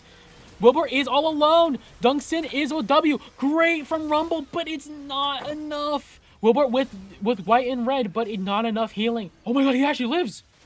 Oh! That is crazy. That was very close. But Rumble, again, his heat management is not there. He's not able to fully utilize his kit, and he's just not having enough damage. Yeah. Because right there, he would have been perfect. Yeah. Right? Imagine he was red hot going into, Q. It would have been, what amazing. Yeah, I think the fight would have looked completely different if he was overheating there. I mean, it's very, very well played. Again, Rakan gets a good ult. Renata couldn't react in time. There's no vision over him. He got into a really good spot. You hit 2, you throw the Yone ult on top, you throw the Rumble ult on top, and it's really, really hard to react to. Yeah. But the Gold goal lead. discrepancy is huge. Bigger pockets. Because of the damage, because now we have plated skill caps, but it's upgraded plated skill caps. I'm sorry, Ninja Tabbies. My bad. Sorry for the old folk. Sorry for the grandpas. My bad. But yeah, no, it's for the most part, the itemization here is great. Right? We're really focusing on, okay, who can kill us really early? Aphelios and Yone. Okay, there we go. We played, Ninja Tabbies. Yep. But it's great, we're LBCC is really doing well on this second half, on this second game.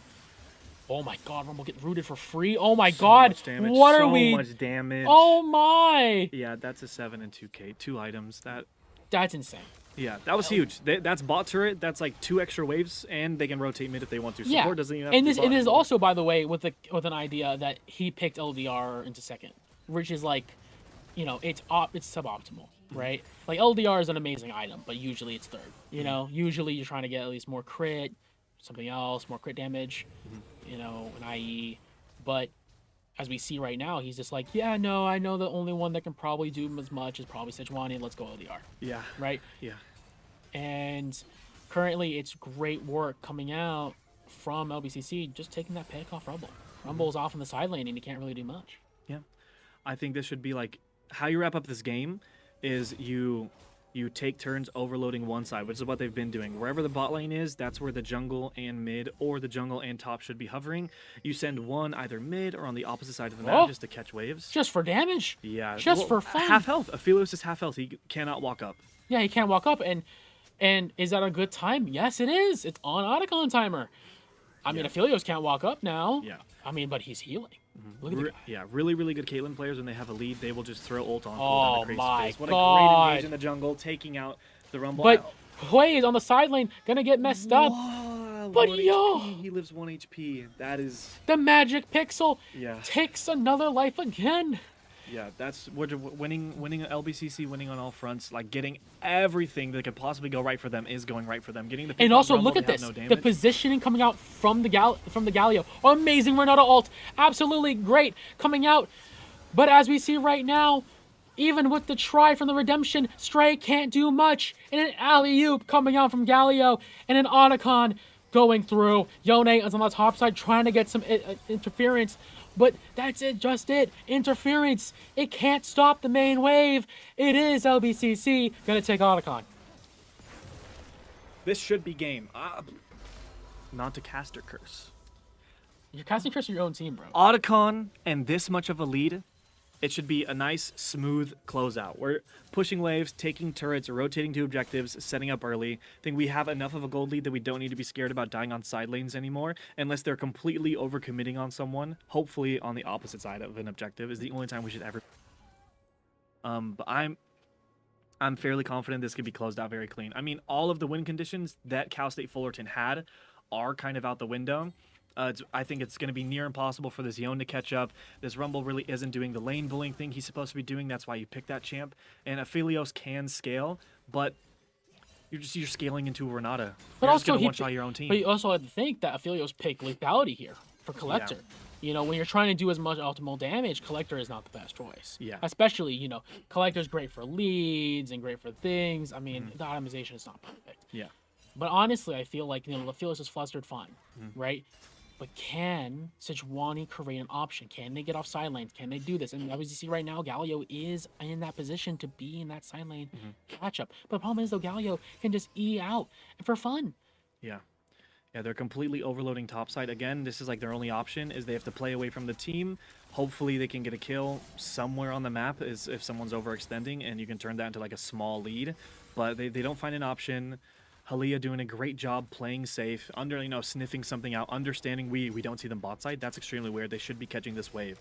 So he assumes they're probably topside and walks under turret. Yeah, and Yone can't do much over here. With the Yone nerf, he can't even get out unstoppable. Overall, though, I mean, Dragon's going on. Yone's topside, can't do much. Yone, he can TP, but now look at this. Look at this amazing TP coming out from the Galio, coming from the backside. He can go for a flank here. But that completely dissuades Fullerton to even try to contest.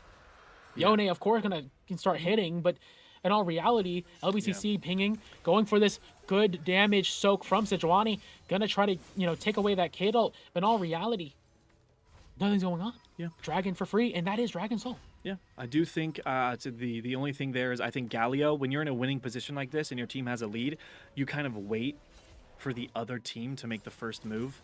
So you wait for the Yone to TP in. If the Yone TP's in, you follow, knowing that you can win because you have a lead. But if he doesn't, you can just kind of sit and wait. Because what Cal State Fullerton wants to do, again, like we were saying earlier, they want to play opposite of the team. They can't team fight. They cannot show their face anywhere near these guys. Yeah, at this stage, they can't. At 23 minutes, they're just not available. Yeah, I think no objectives up. The games should get a little slow here. Cal State Fullerton wants to play it as slow as possible.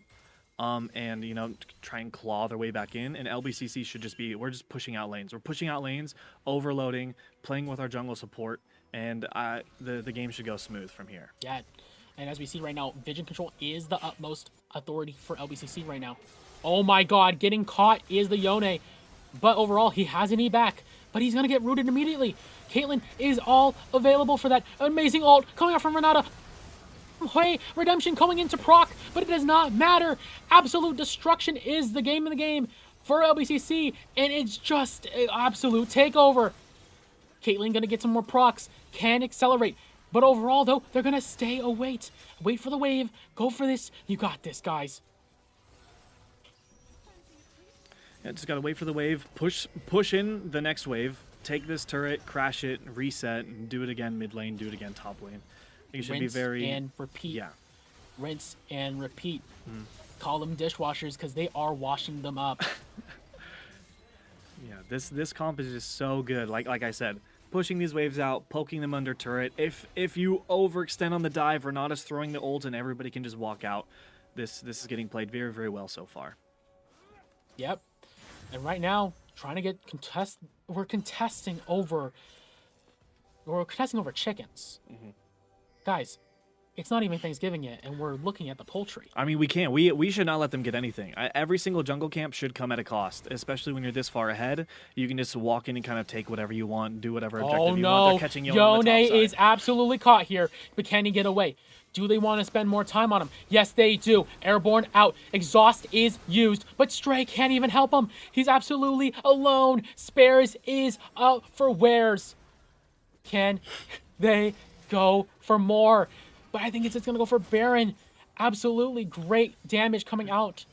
I do think this is a dangerous call. They're in a very, very confined space. If Rakan can get a really, really good ult here on top of a Rumble ult and Aphelios has blue gun up, this could be dangerous. Again, this could be a very, very bad thing for LBCC if they do not play it well. Nice ult coming out. Not the optimal Rumble ult, but it doesn't matter. We get on Baron top of the Aphelios. Aphelios is out of here. Oh my 3-man. god! 3-man by Jarvan, Wombo just so well combo. played. What? I mean, we're in the bouncy castle, boys. Yeah. It is just that. We're here to jump around, and that is it. Baron is over, and I think they're just gonna siege. They're just gonna hit it. Yeah, we can just walk mid, take an inhib. Mid will be on auto push, and we can just split top and bot, finish out the game very timers clean. are not enough to end, but look at the damage that's already crossed. The gold lead is insane amounts, right? We're hitting double digits, kind of. Yeah, 9K up, 26 minutes in, 27 minutes in. We get to take everything. We get to do whatever we want now, and it's just about making sure we don't overextend, making sure we're not giving over any shutdowns, making sure that like the rest of the plays we make are solid, and we are again rinse and repeat. We're doing what the comp is good at. We're not overstepping our bounds, and this game should be Lights pretty out. much won. Yeah, it should be lights out. Yeah. Because the next drag coming in soon, I do think this will probably be it's the Elder. last fight. Yeah, Elder spawning in what is that? About a minute and 20 seconds. So Roughly. yeah, this game should be very well decided. It should be we push out mid and bot, we get full control over their bot side jungle, and I mean we can have one hitting Elder while the other four are just kind of like zoning in the jungle. I don't think you ever want a 50-50 Elder. It's just too strong of an objective to do something like that. You let the Caitlyn and the Hui do their job, and Yeah. and they just you set up the traps, you do the thing. You do the dance. You do the- You do the dragon dance. You hit it, but you never get it low enough to smite, and you just force them to walk into you, poke them out, and eventually they have to leave. Or we can just jump on top of them. And if they leave, we get it. If Yeah. they don't leave, we fight. And we're at LBCC's ahead. They're at a point in the game where they can just be. I can dictate it all. Yeah. And it's all up to them. They have the ball in their court. Can they play with it? And I think, right now they are. Overall, though, looking at Galio is Fullerton, but it's all just a show. Nice. Getting the blue buff, getting everyone, healthy, getting blues done. Vision control coming out from J4, trying to get some idea of where these guys are at. Not good target acquisition coming out from Caitlyn, giving a good chunk away from Aphelios. Aphelios can't walk up for a little bit more. Actually, wait, never mind. That was Yone. My bad. They look the same. All good. I think it's good to get Yone low, good to get Aphelios low. As long as we can keep this mid wave pushed, like shut out their vision completely, they can't walk through the Caitlyn traps. They can't walk. And Yeah. right now they're being hit right now. And it's going to die soon. Yep. And then look, it's going to be turned right now. It's gone, and we can turn. Yep, turn currently. Yep, look at J4. Absolutely through. Great ult coming out from Stray, but it doesn't matter. Yep. Clean I'm- ace, Baron buff, Baron Elder buff. buff, walk down mid. You got all the buffs in the game. Walk down mid. Game Yeah. is over. You have all Great the job, buffs in the guys. That's it. I think it's extremely well played by LBCC. This has been a very, very clean game. Yeah, Okay, so Aphelios looking for a little turn. Gonna pick up one. If only he had blue, only if he had green and white during all the team fights, you know? Yeah. Because, like, you know, again, we're seeing from this is Fullerton is having mishaps with their management. Yeah. You know, not having the best heat management, not having the best weapon management coming from Aphelios. Yeah. Right? You know, with Aphelios, knowing when to hit a wave with certain weapons to get it ready for the team fight. Yep. You know? And to have that kind of, you know, worthwhile to in your brain be like, yeah, I can do that. I can hit this wave with, you know, with blue, and I'm pretty close for this team fight for, you know, green, right? Yeah. You know, I have white in the back line, I'm fine, you know? Because that's pretty much it, you know? Yeah. I think right now we're just walking it down the line. Yeah. Reset, regroup, wait for the Caitlyn. Sitting on so much gold. Played the game 175, playing the game absolutely amazingly this entire time. And yeah, I think it's just like 1 or 2 final pushes, maybe 1 fight over Baron, and Could that be the should be game. game. Yeah, that I should be do good. think all credit to Cal State Fullerton. They're hanging in there. They're doing a really good job at pushing waves out before any major objective contests so that we can't instantly look for a win. We're getting small advantages off of the aces that we're getting over the objective, but I mean, they're doing a really, really good job of wave management. So we just need to focus. Their a bit more on that. macro is great. You know, I just had a conversation in the, you know, I think in the back room where, you know, one of the, I think the jungler, he was like, yeah, you know, it was just obvious, you know, we're just going to switch the smolder up, you know. Their macro is really good. They're thinking about it, you know, their jungler's thinking about it, all the team is thinking about it, you know, their macro's great. You know, it's unfortunately unlucky that we just got the picks. Yeah. LBCC just got the picks. Yeah, Oh, it's and just- this, look at this, man. It It's- is just a walk down the lane. It's so hard to play in the Elder buff. The burn damage, the execute, you're always scared of just getting one tapped by a Caitlyn auto. Yep. And, you know, congratulations. Oh my god. An amazing ult. But no damage. It's no damage at all. No burn. No game. Double kill coming up from the way. Absolute destruction. Dunkson almost dying. Getting close. But not enough. What a snipe from Hui. From downtown. Ninja Fortnite. Absolutely taking it aback. Holy. I don't think the Rumble can defend. I mean, the most he could do is maybe drop ult on wave. The ult isn't even on cooldown. But he just used ult right now. And I think it's a done deal. Yeah, they just walk. Oh, he got the wave. Wait, he cleared the wave out. But he had to burn golden. But it doesn't matter. We have grubs. Yeah, we have grubs. Spawn the grubs. That's it. That's GG's. Oh my god. Well played. Making it a 33-minute game off of that big of a lead. Very, very well played by Cal State Fullerton. LBCC, great job executing exactly what the comp is supposed to do. Yeah, I mean, I think overall this is a really tight race. You know, 1-1 now, right? Currently. And I think, honestly, as we can see right now, I think overall that was all the tempo built from bot lane. Yeah. All of it. Yeah. You know, it was the things. Go ahead. You put the two best players in a lane. You put the two best players in a lane, and then you win the game. And you win the game. And then you win the game. And you It's win as the easy game. as that. It's as easy as that. Yeah, they did a great job. They built up a lot of tempo bot side. They transitioned it mid. Nobody was ever allowed to walk at any objectives. The team fights were super clean by Renata. And then Galio was just a stalwart in the top lane. Yeah. Yeah. No one. The Rumble couldn't do anything. The Yone couldn't do anything. Yeah, it was absolute, you know. And Sejuani is like, I gotta play top side. My bot side is, you know, we had a fumble. But, you know, we got some more action for you guys after this amazing game. It's 1-1, guys. It Game is 3. all the marbles Silver scrapes. on next game. See you guys for next.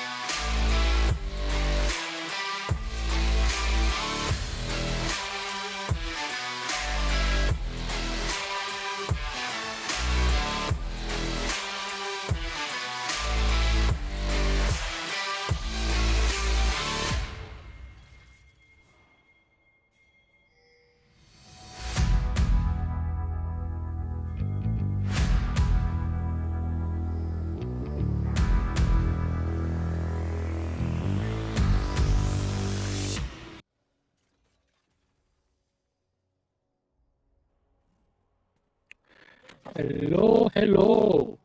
We are back with the final map. Final map. Final game of Cup 3. I would like to get your opinion on draft because I was there listening during draft, so I already have a very formed opinion, and I've convinced myself that our comp is better. But that's what you do when you're coaching a team. You tell yourself that your team did a good job. I would like to hear your thoughts on what you think about it. I don't know what the Yorick does. I don't know what the Yorick does late term overall, other than like occasionally doing insane amount of damage against the Ornn, right? The occasional. But I think honestly, the Nautilus has to be like, okay, guys, we are trying our hardest to get our carries there, right? This is the insane like kind of thing. I think overall the scaling is like, okay, so Nautilus does good things. Problem. Lilia Ornn does bigger things. And Morgana just loves it because you're just walking in towards her. Morgana does a lot of just like, hey, you're stunned. There you go. And you just get tons of root. Oh my god, Blitzcrank.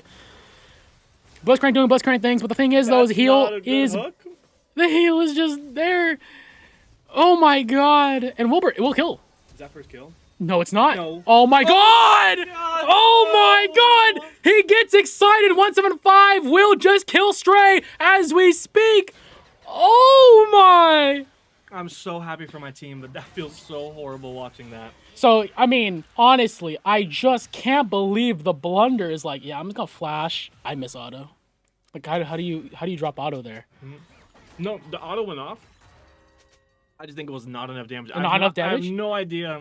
That was extremely close. I couldn't see because it instantly moved down right after the auto went off. But that feels so bad. No flash, no ghost, no sums At all. at all.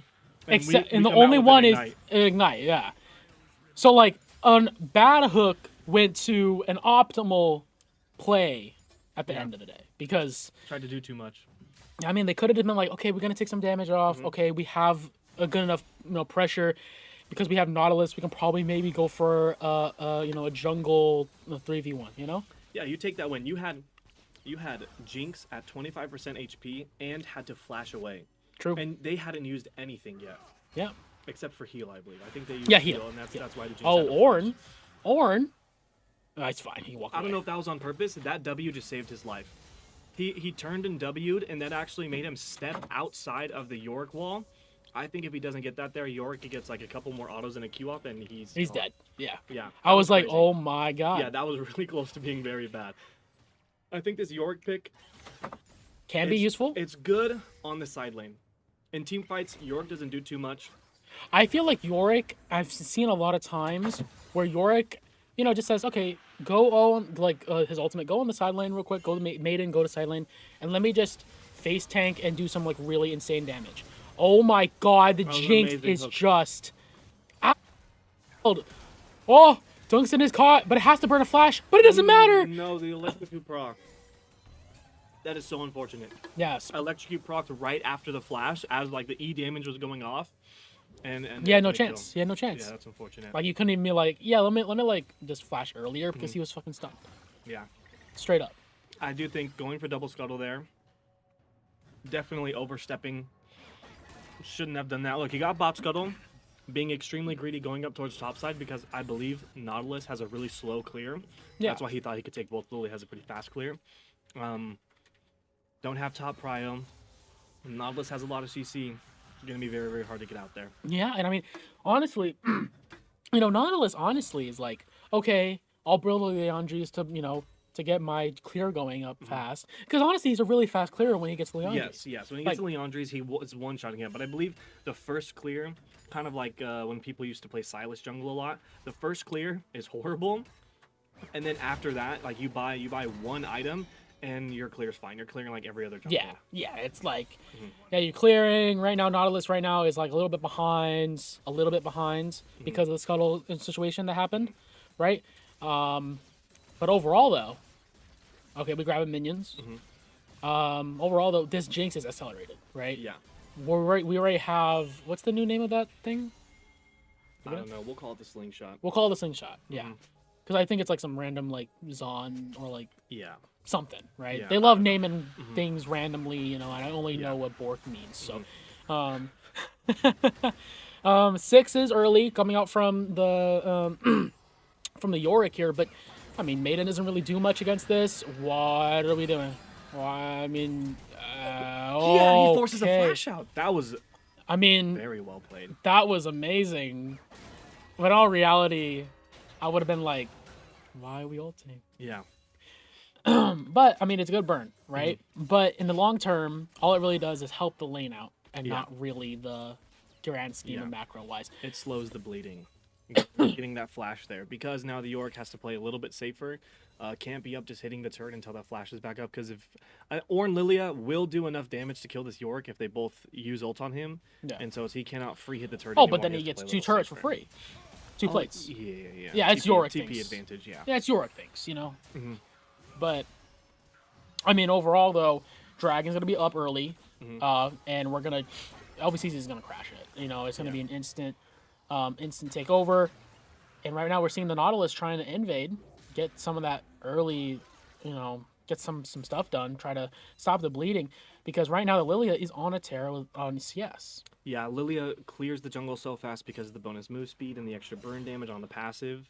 Yep. It's very, very hard to out farm Lilia. Lilia. She will just if you try and play the farming game, she will Yeah, out-farm but you. the thing is though yeah. that Nautilus right now currently, and that what I've seen is that Nautilus has always been good at, okay, I'm good at getting full clearing, you know, because I clear really fast off the first item or like close, you know, get the burning item, and I just, you know, I just gank, and it's simple ganks, and we reset after full clear. Yeah. And it's very simple dichotomy. With Lilia, she can power farm to who knows end, right? Like I've seen Lilia's like go to like 100 CS like at like 17, maybe 16, and that's jungle. Yeah. Like that's insane work. Mhm. Overall though, you know, it's a 1-1 stale point. You know, Yeah. Fullerton has a good amount of gold, but that's mainly only siphoned on the Yorick off plates and the 1 kill from to spares. Yeah. And I think, yeah, that's a good amount of gold spread, right? But is it enough? Yeah, I think this is also very similar to last game. Our top jungle mid, not really good at fighting, not really good at brawling. Nautilus, Aurora is going to be Oh amazing at my brawling. god. Nautilus going Oh, in he's the root. slain the Void Grubs. 3 on that. Aurora gonna get an absolute kill onto Ninja Fortnite. Holy moly. Yorick is in there, but 175. He's out for a tear. Can he do more? But no, he can't even walk up. The Blitzcrank flashed over. 175 can be killed here. Airborne has to burn the flash. Going around. Nice flash angle, but Blitzcrank is gone. And that will be a kill given straight to the Yorick. It's 2-0. And the only one who's down in the bot lane is the Horn. Yeah, I think as soon as they see 5 topside, they have to just leave. They have to exit, let the Ornn get some gold on the side, catch back up to the Yorick. I think there was just a little bit too much of an overcommitment. Hooking the Nautilus in, although it was a nice quick kill. Is that gonna? Oh no, it's so close. What a good effort, Thank goodness. That would have been horrible. says the coach of LBCC. Yes. Yeah. Unbiased caster. Unbiased caster. It's okay, you know, we respect it. But like I was talking about earlier, I think the Nautilus Aurora really good at scrapping because you have the CC chain from Nautilus alone, and then Aurora just has so much burst damage if you can hit everything on the target. And so I mean, I think the easiest way for Cal State Fullerton to get a win here is you have mid jungle walk around the map. Look at this. And Maiden is going to take an awesome full proc. Lilia can't even walk forward. What is that damage? And Blitzcrank's going to die for free. He can't even do anything. Yeah, there's nothing that they can do. It's a 1v3 in the bot lane. And Yorick is out on top. Yeah, this Yorick is so accelerated. Yeah, it was. This Yorick is not a pick for team fighting, but it is a pick for side laning, and like this is exactly what you want to do when you pick Yorick. One, it has to be in a good spot. Into an Ornn, it's perfect. He's never gonna die. He can just kind of do whatever he wants and walk around the map. But being this accelerated, this fed, you need to send 2, 3, 4 people to kill him. What this is gonna do. Oh is no. Hook lands Oh on it, Dunkson has to no. flash ult in. They will trade it back for the Nautilus. Milio ult actually saving the Nautilus here, getting him out. 3-man root. Stunned. Into the ult. We get a Jinx. W off. Auto. Oh Nice. my. 1 5 absolutely locked down. And that's Is that so York much caught him around a tempo? corner. Extremely unfortunate. This game is not going super well for LBCC. I think the game had to be played at a very, very slow pace where everything is happening in team fights around objectives. And Cal State Fullerton, they're just doing an amazing job laning and rotating and looking for these fights in the river and in the jungle. Yeah, I mean, that was an amazing play. And Yorick now can just do whatever the hell he wants. Yeah, he's extremely accelerated. They're going to need to send 3-4 people up to him. So in this position, what I would do if I was Cal State Fullerton is every single time an objective is up, you send York to the opposite side of the map. What that does is it forces LBCC to make a decision. You either have to fully commit onto this Yorick, sending 2, 3, or 4 people to go kill him to stop him from taking all of your turrets, but you're giving over the objective for free. And I think Cal State Fullerton will take that every single time. Because what LBCC needs to do is 5v5 team fight. That is what this comp is built to do. They have to walk at objectives together. They have to team fight. And so I do think because this Yorick has so much gold on him, their game plan is working perfectly. Yeah. They're going to look to 3v3 and 2v2 and skirmish, while this Yorick is just like wreaking havoc on the side lane. But also, I will just say this right now. You can probably just put Maiden on the side lane and, fight 5v5 and still do a lot of good effort. Yeah. And the Maiden will do Maiden things. Mm-hmm. Maiden can grab, minions and the whole shebang, and Maiden can do the whole, whole thing. She can cook you dinner too, right? Yeah. So again, there's choices that Fullerton can have, but also there's another choice where Yorick can just still team fight for fun, right? Yeah. And he's already at Triforce. Yeah. Yeah, extremely accelerated. It's going to be super, super hard for LBCC to, I think, come back from this situation. If there is going to be a comeback, I think it's going to be extremely slow. It has to be a slow and methodical burn. Acquiring of resources. Yeah, a burn. Yeah. We're going to have to move this Jinx around the map, collect a lot of waves, collect a lot of turrets. And I think if this Jinx can get to a place where she is able to kind of carve through this front line, and if they can do a good enough job of protecting her from the Aurora Nautilus, that's just an amazing dive combination. Yeah. I think their team fight's still amazing.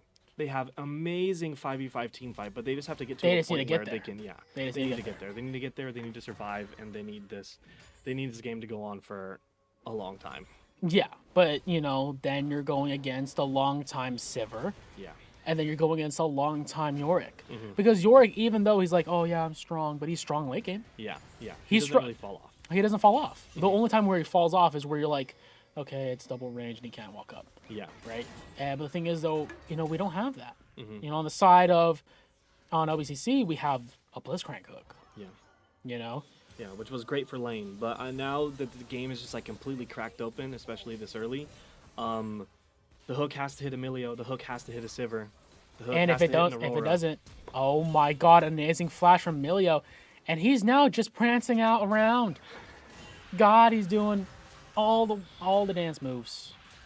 But overall, though, I mean, look at the health of the Ornn. Didn't even auto him. Ornn's at 70% HP off of just 1E. 1E. Yeah. 1E. It's extremely rough. I think anyone gets caught in a cage, they're dead. They're dead. Yeah. And then you also have the thing.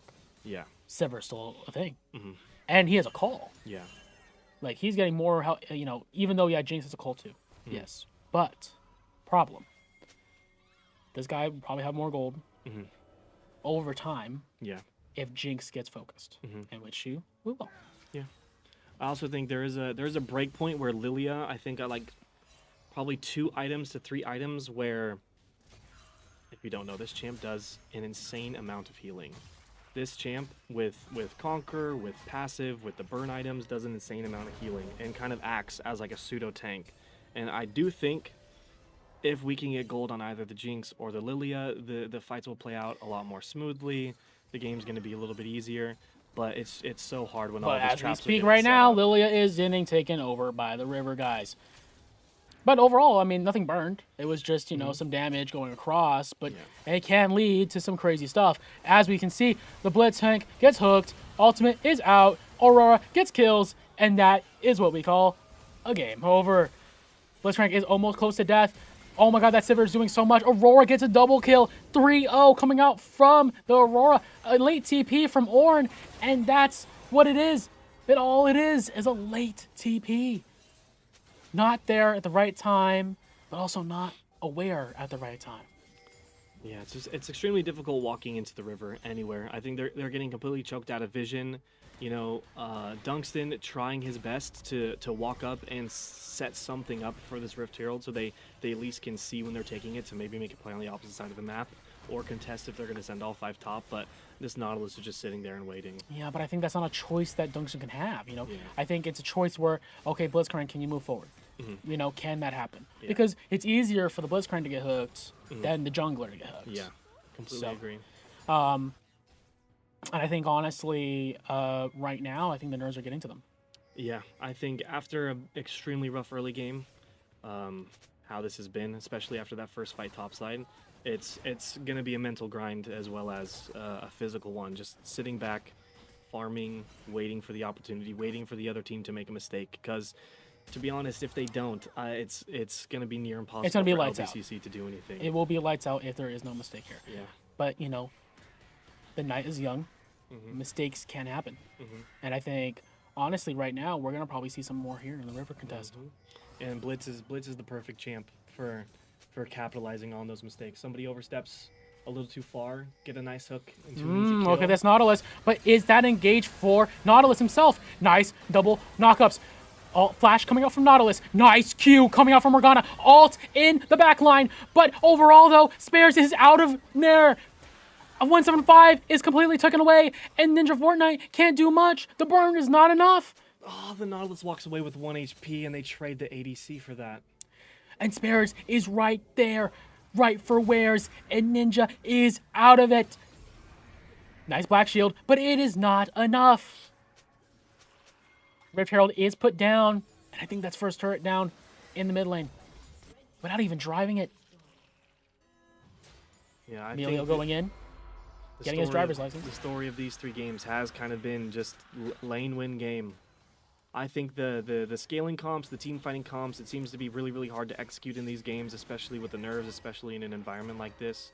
I think they picked in a very aggressive, early fighting comp, and it's working extremely well for them. They're doing a really good job of capitalizing every single time LBCC is overstepping, and they're just they've completely choked them out of vision, and they're making it extremely hard for them to fight. Yeah, I feel like the Nautilus pick was fundamental going into it. Obviously, the Nautilus is just amazing early game with early picks, right? Obviously. Yeah. But the way the rotates, the way things happen, that grub fight basically won on the game. Yeah, sitting in the bush, waiting for Lilia to face check or anyone to face check around Rift Herald was also just extremely well done. Chunking the jungle to half health, which Nautilus building full tank, almost one-shotting a Lilia It's crazy. is absolutely insane, but that's just what Nautilus does. And that's Nautilus, and that's what Nautilus do. Yeah, And also, I'll just tell you this. Nautilus is not a heavy eco jungler. no. He does not need to farm. He doesn't need to be... He only needs, what, 2 items, and I think he's good?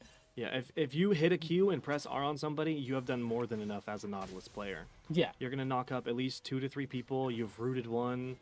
Yeah, you cause so much disruption, so much CC that this champ can run on no gold or can run on a lot of gold. Yeah, and right now, I think honestly, if I was the Nautilus right here, I'd be like, you know what? You know what would be a smart idea? Let me go get a Dark Seal and Leandres real quick. Yeah. Because even though you're like, oh, full AP Nautilus, kind of troll, and this in game, I think honestly, you can go for it. Yeah, we saw the worst happen. Nautilus got hooked into 4 people, stunned, rooted, Yeah. knocked up, didn't die.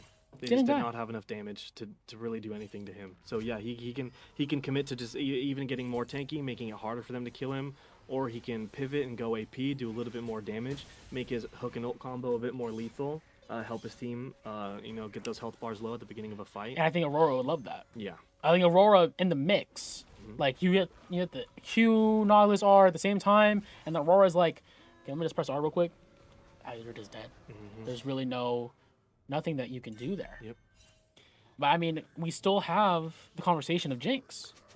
Like, into this comp, an LDR just does wonders. Yes. I think Jinx is still... the Jinx is doing okay. The Jinx isn't doing bad, isn't doing great. But I think it can do so much if allowed to. 175 getting is jumped out. on. Dunkston is not in his right mind. It's just too hard to play. It's too hard to play with And a team the this ahead. And Black Lightnings is just out. And on the bot side, just absolutely face tanking everything. We're going into siege at minute 20. Yeah. Hitting a tier 2 this early in the game, it's not looking good for LBCC. I mean, just every single turret you lose, your vision's getting choked out, your jungle now belongs to the enemy team. This Lilia can no longer farm, which that's what this champ needs to do. This champ needs to be 20, 30, 40 CS up. A couple of items, and she can just walk through teams. And currently, right now, she is 10 CS down. Yeah. And that's not something that you want to be good with a Lilia. You know, Lilia is supposed to be, okay, I'm just going to farm, and just, you know, feed the whole family, right? But in all reality, right now, she's getting a poor harvest, and she can't do much. No. Yeah, it's really difficult for them to play. I mean, I will say, the Aurora Nautilus have been playing amazing. I think they knew exactly what they needed to do and what they needed to execute on, who they needed to focus. Look at this. Blitzcrank getting chunked out huge in front of Otacon. This is a big development. And York is, like you said, giving them a question. Can you TP? Can you go in for Otacon? Yeah.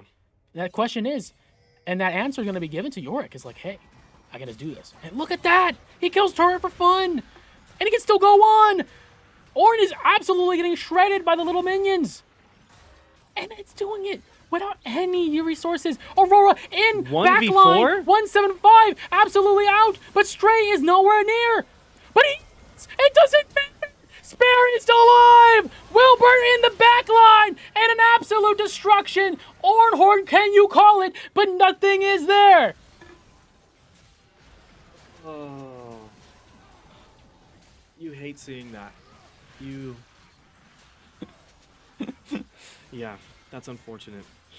When the enemy mid laner is walking up to you 1v4 and cutting you all to 20% health, it's not ideal. that's extremely demoralizing. No. It's 16-5 at 22 minutes, and top turret, top tier 2, is absolutely getting destroyed. About a 10k gold lead.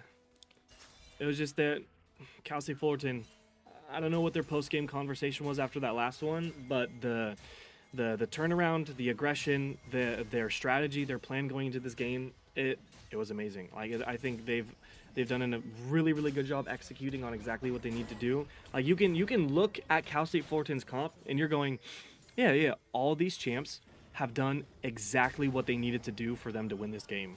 Yeah. Nautilus isn't missing any hooks. Aurora has been following up with all of her damage extremely well off of the Nautilus. The Sivir sitting back farming safe. The Millie has saved the team multiple times with his ult and his W. He's not letting anyone on his team die. And this Yorick, split pushing, pulling pressure, being extremely Oh, and then look annoying. at this. All of LBCC is focused on Yorick while they're getting Dragon Soul points. You know, it is in a showcase of how monstrous this Yorick is being. In all reality, you can kill him, but do you really win? You win the battle, but do you win the war? Yep, this is exactly what we talked about at the beginning of the game. If this Yorick gets any sort of lead, you go to the opposite side of the map on an objective. It takes 5 people to kill this guy. It takes all 5 members from LBCC to rotate up to get a kill on this Yorick, and because of that, you lose a turret, you lose drag, you lose your jungle camps, you have 100 wards on your side of the jungle. Everywhere you step, Cal State Fullerton knows exactly where you are and what you're doing, and it feels really, really hard to play this game. Yeah. This Jinx has to do He has to do insane he shit has to, for this to be winnable. He has to win the fight. He has to cook you a dinner, and he has to tuck you out and sleep at night. Yes. At the whole time. At the Yes. same time, with only 2 hands. And With Nautilus and Aurora flash ulting you as soon as you appear on their screen. yeah, at the same time. And it's just not something that you want to do. You know, Jinx can't be your mom and be your dad at the same time. It's not happening. Yeah, it's gonna be extremely rough. I can't say I've completely given up hope. I will always have hope. There will always be mistakes to capitalize on, but this is as one-sided of a game Can as be. I have seen throughout Yeah. this tournament. And, you know, I don't want to putting into the picture, but I will just say this. The Ornn has been a non-factor for this whole entire game. Yeah, for the most part. he's been stuck catching all the York waves. York keeps pushing in the waves. Ornn has to go match. He's catching the wave. He's showing up late to the team fights. It's extremely difficult for this Ornn to do anything. Because yeah, look, he has to go walk back and catch the wave. He catches the wave. The team's already team fighting on the other side of the map. You're TPing in a little bit late.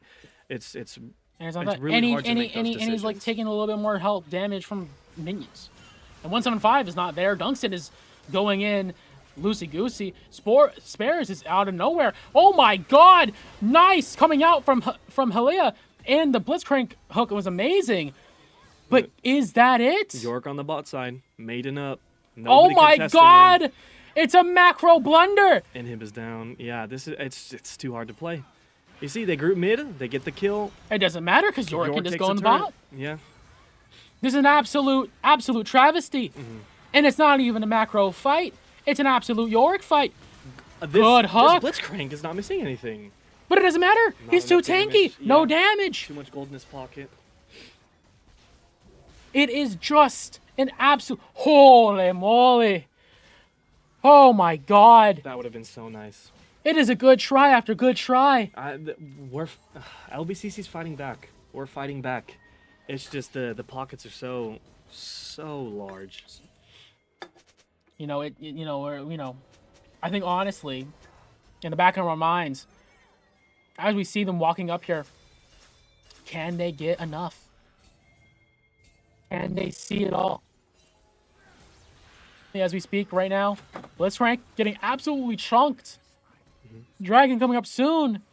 Yeah, This is not the best location. Yeah, I don't think we can contest this. I think the best thing to do is push out top and mid and maybe set up vision for Baron. Cal State Fullerton wants to take every objective before Oh the no! defense. Aurora! Dunstan gets absolutely flashed on, and then Blitzcrank has to flash. Halia's all the way in bot side and can't do much. He has to leave. He can't stay. Turret's gone. The inhib is going to go with it. Overall, The goal lead's too large. We can't do anything off of the Blitzcrank hooks. We don't have enough damage. I think they're itemizing extremely well. It's a really, it's really a difficult game to play. out play. Top turret's gonna... Can LBCC hold it together? But as you see right now, York's on the bot side. Humongous Drowsy can't, but Spare kills Dunstan. It doesn't matter. The Nautilus gets a dies, reset. but the York's in the blue. He's killing Nexus, and it's all over. It's the game, and LBCC lose to CSU Fullerton. It's a 2-1 win for the finals. Holy cow. Yeah, that's York. That's York Gaming. That is York Gaming. That's about as York as a game could get. Unfortunate loss for LBCC. Congratulations to Cal State Fullerton. Congratulations on winning Grim Cup 3 for League of Legends. Amazing games all day today. I thought it was an extremely entertaining day of League of Legends, and I'm proud of our teams. Yeah, I mean, honestly, we're so thankful for the teams to show up here in the morning, for being with us, for most of the day. We're so grateful. And we're grateful for all of you guys for watching. Thank you. I think, are we gonna get an interview with one of these? Do you want that? I think honestly we would love an interview with one of the winners. We'll be right back for an interview, and then we'll cut it off there.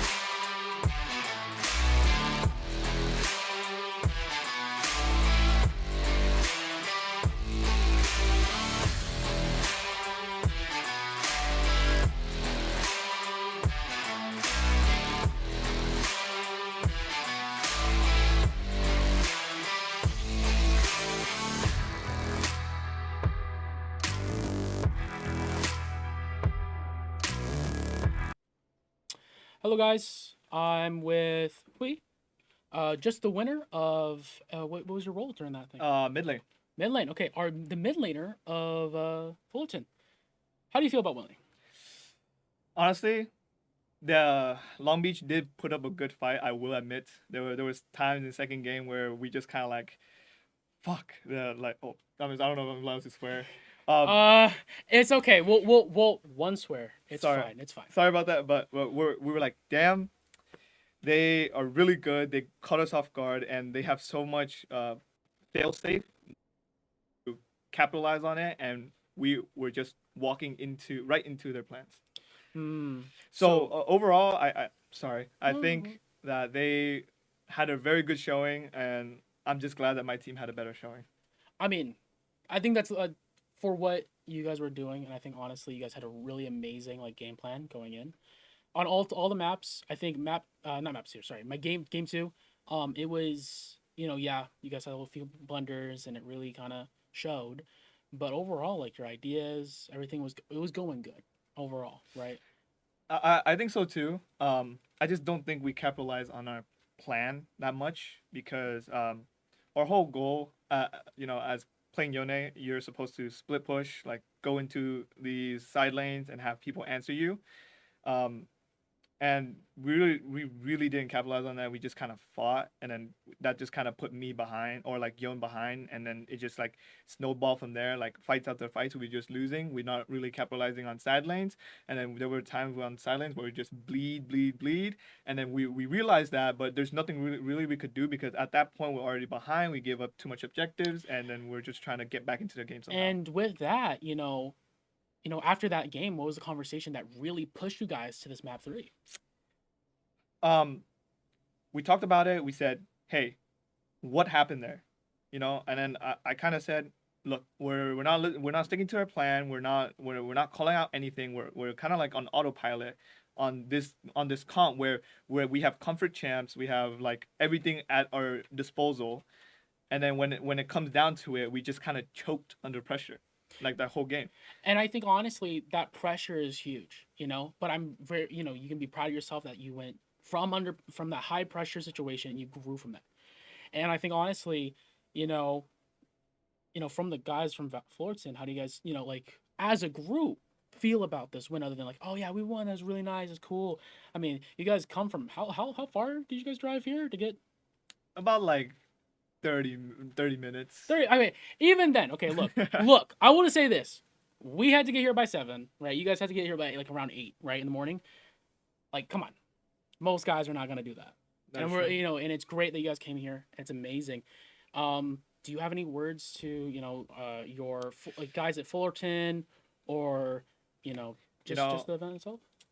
I'm really thankful that like we were able to like come up with a team. We had 2 teams participating, our varsity team and our JV team. The JV team put up a good fight and they won their 2 games, but when it comes down to it, they also choked under pressure, and then that's something we kind of like, hey, let's not do that. Going into this, I don't want to BM, but we didn't have our main roster, like those were our coaches playing. And they put practice into it. That's why they're so good at their role, and then they were able to perform at top level, even though like they were autofilled basically, essentially. So I'm really thankful for them for showing up today. I'm really thankful for my other teammates, my top laner and ADC. They're on the main roster as well. They showed up today. They know their game plan. They know what they wanted. They know their mistakes, and they fixed it all in game 3. And I'm just happy that happened. Awesome, great, cool. Well, I think that'll be it. Thank you so much. Thank you for coming. Thank you for winning. Thanks. Thank you for having us. Of course, we try every single time to have this event in the year and try to get all the colleges around us, all the high schools, and try to have that environment. But I think that'll be it for us tonight, guys. Actually, midday. Anyways, see you guys later. Thank you so much for watching Grim Cup. Goodbye.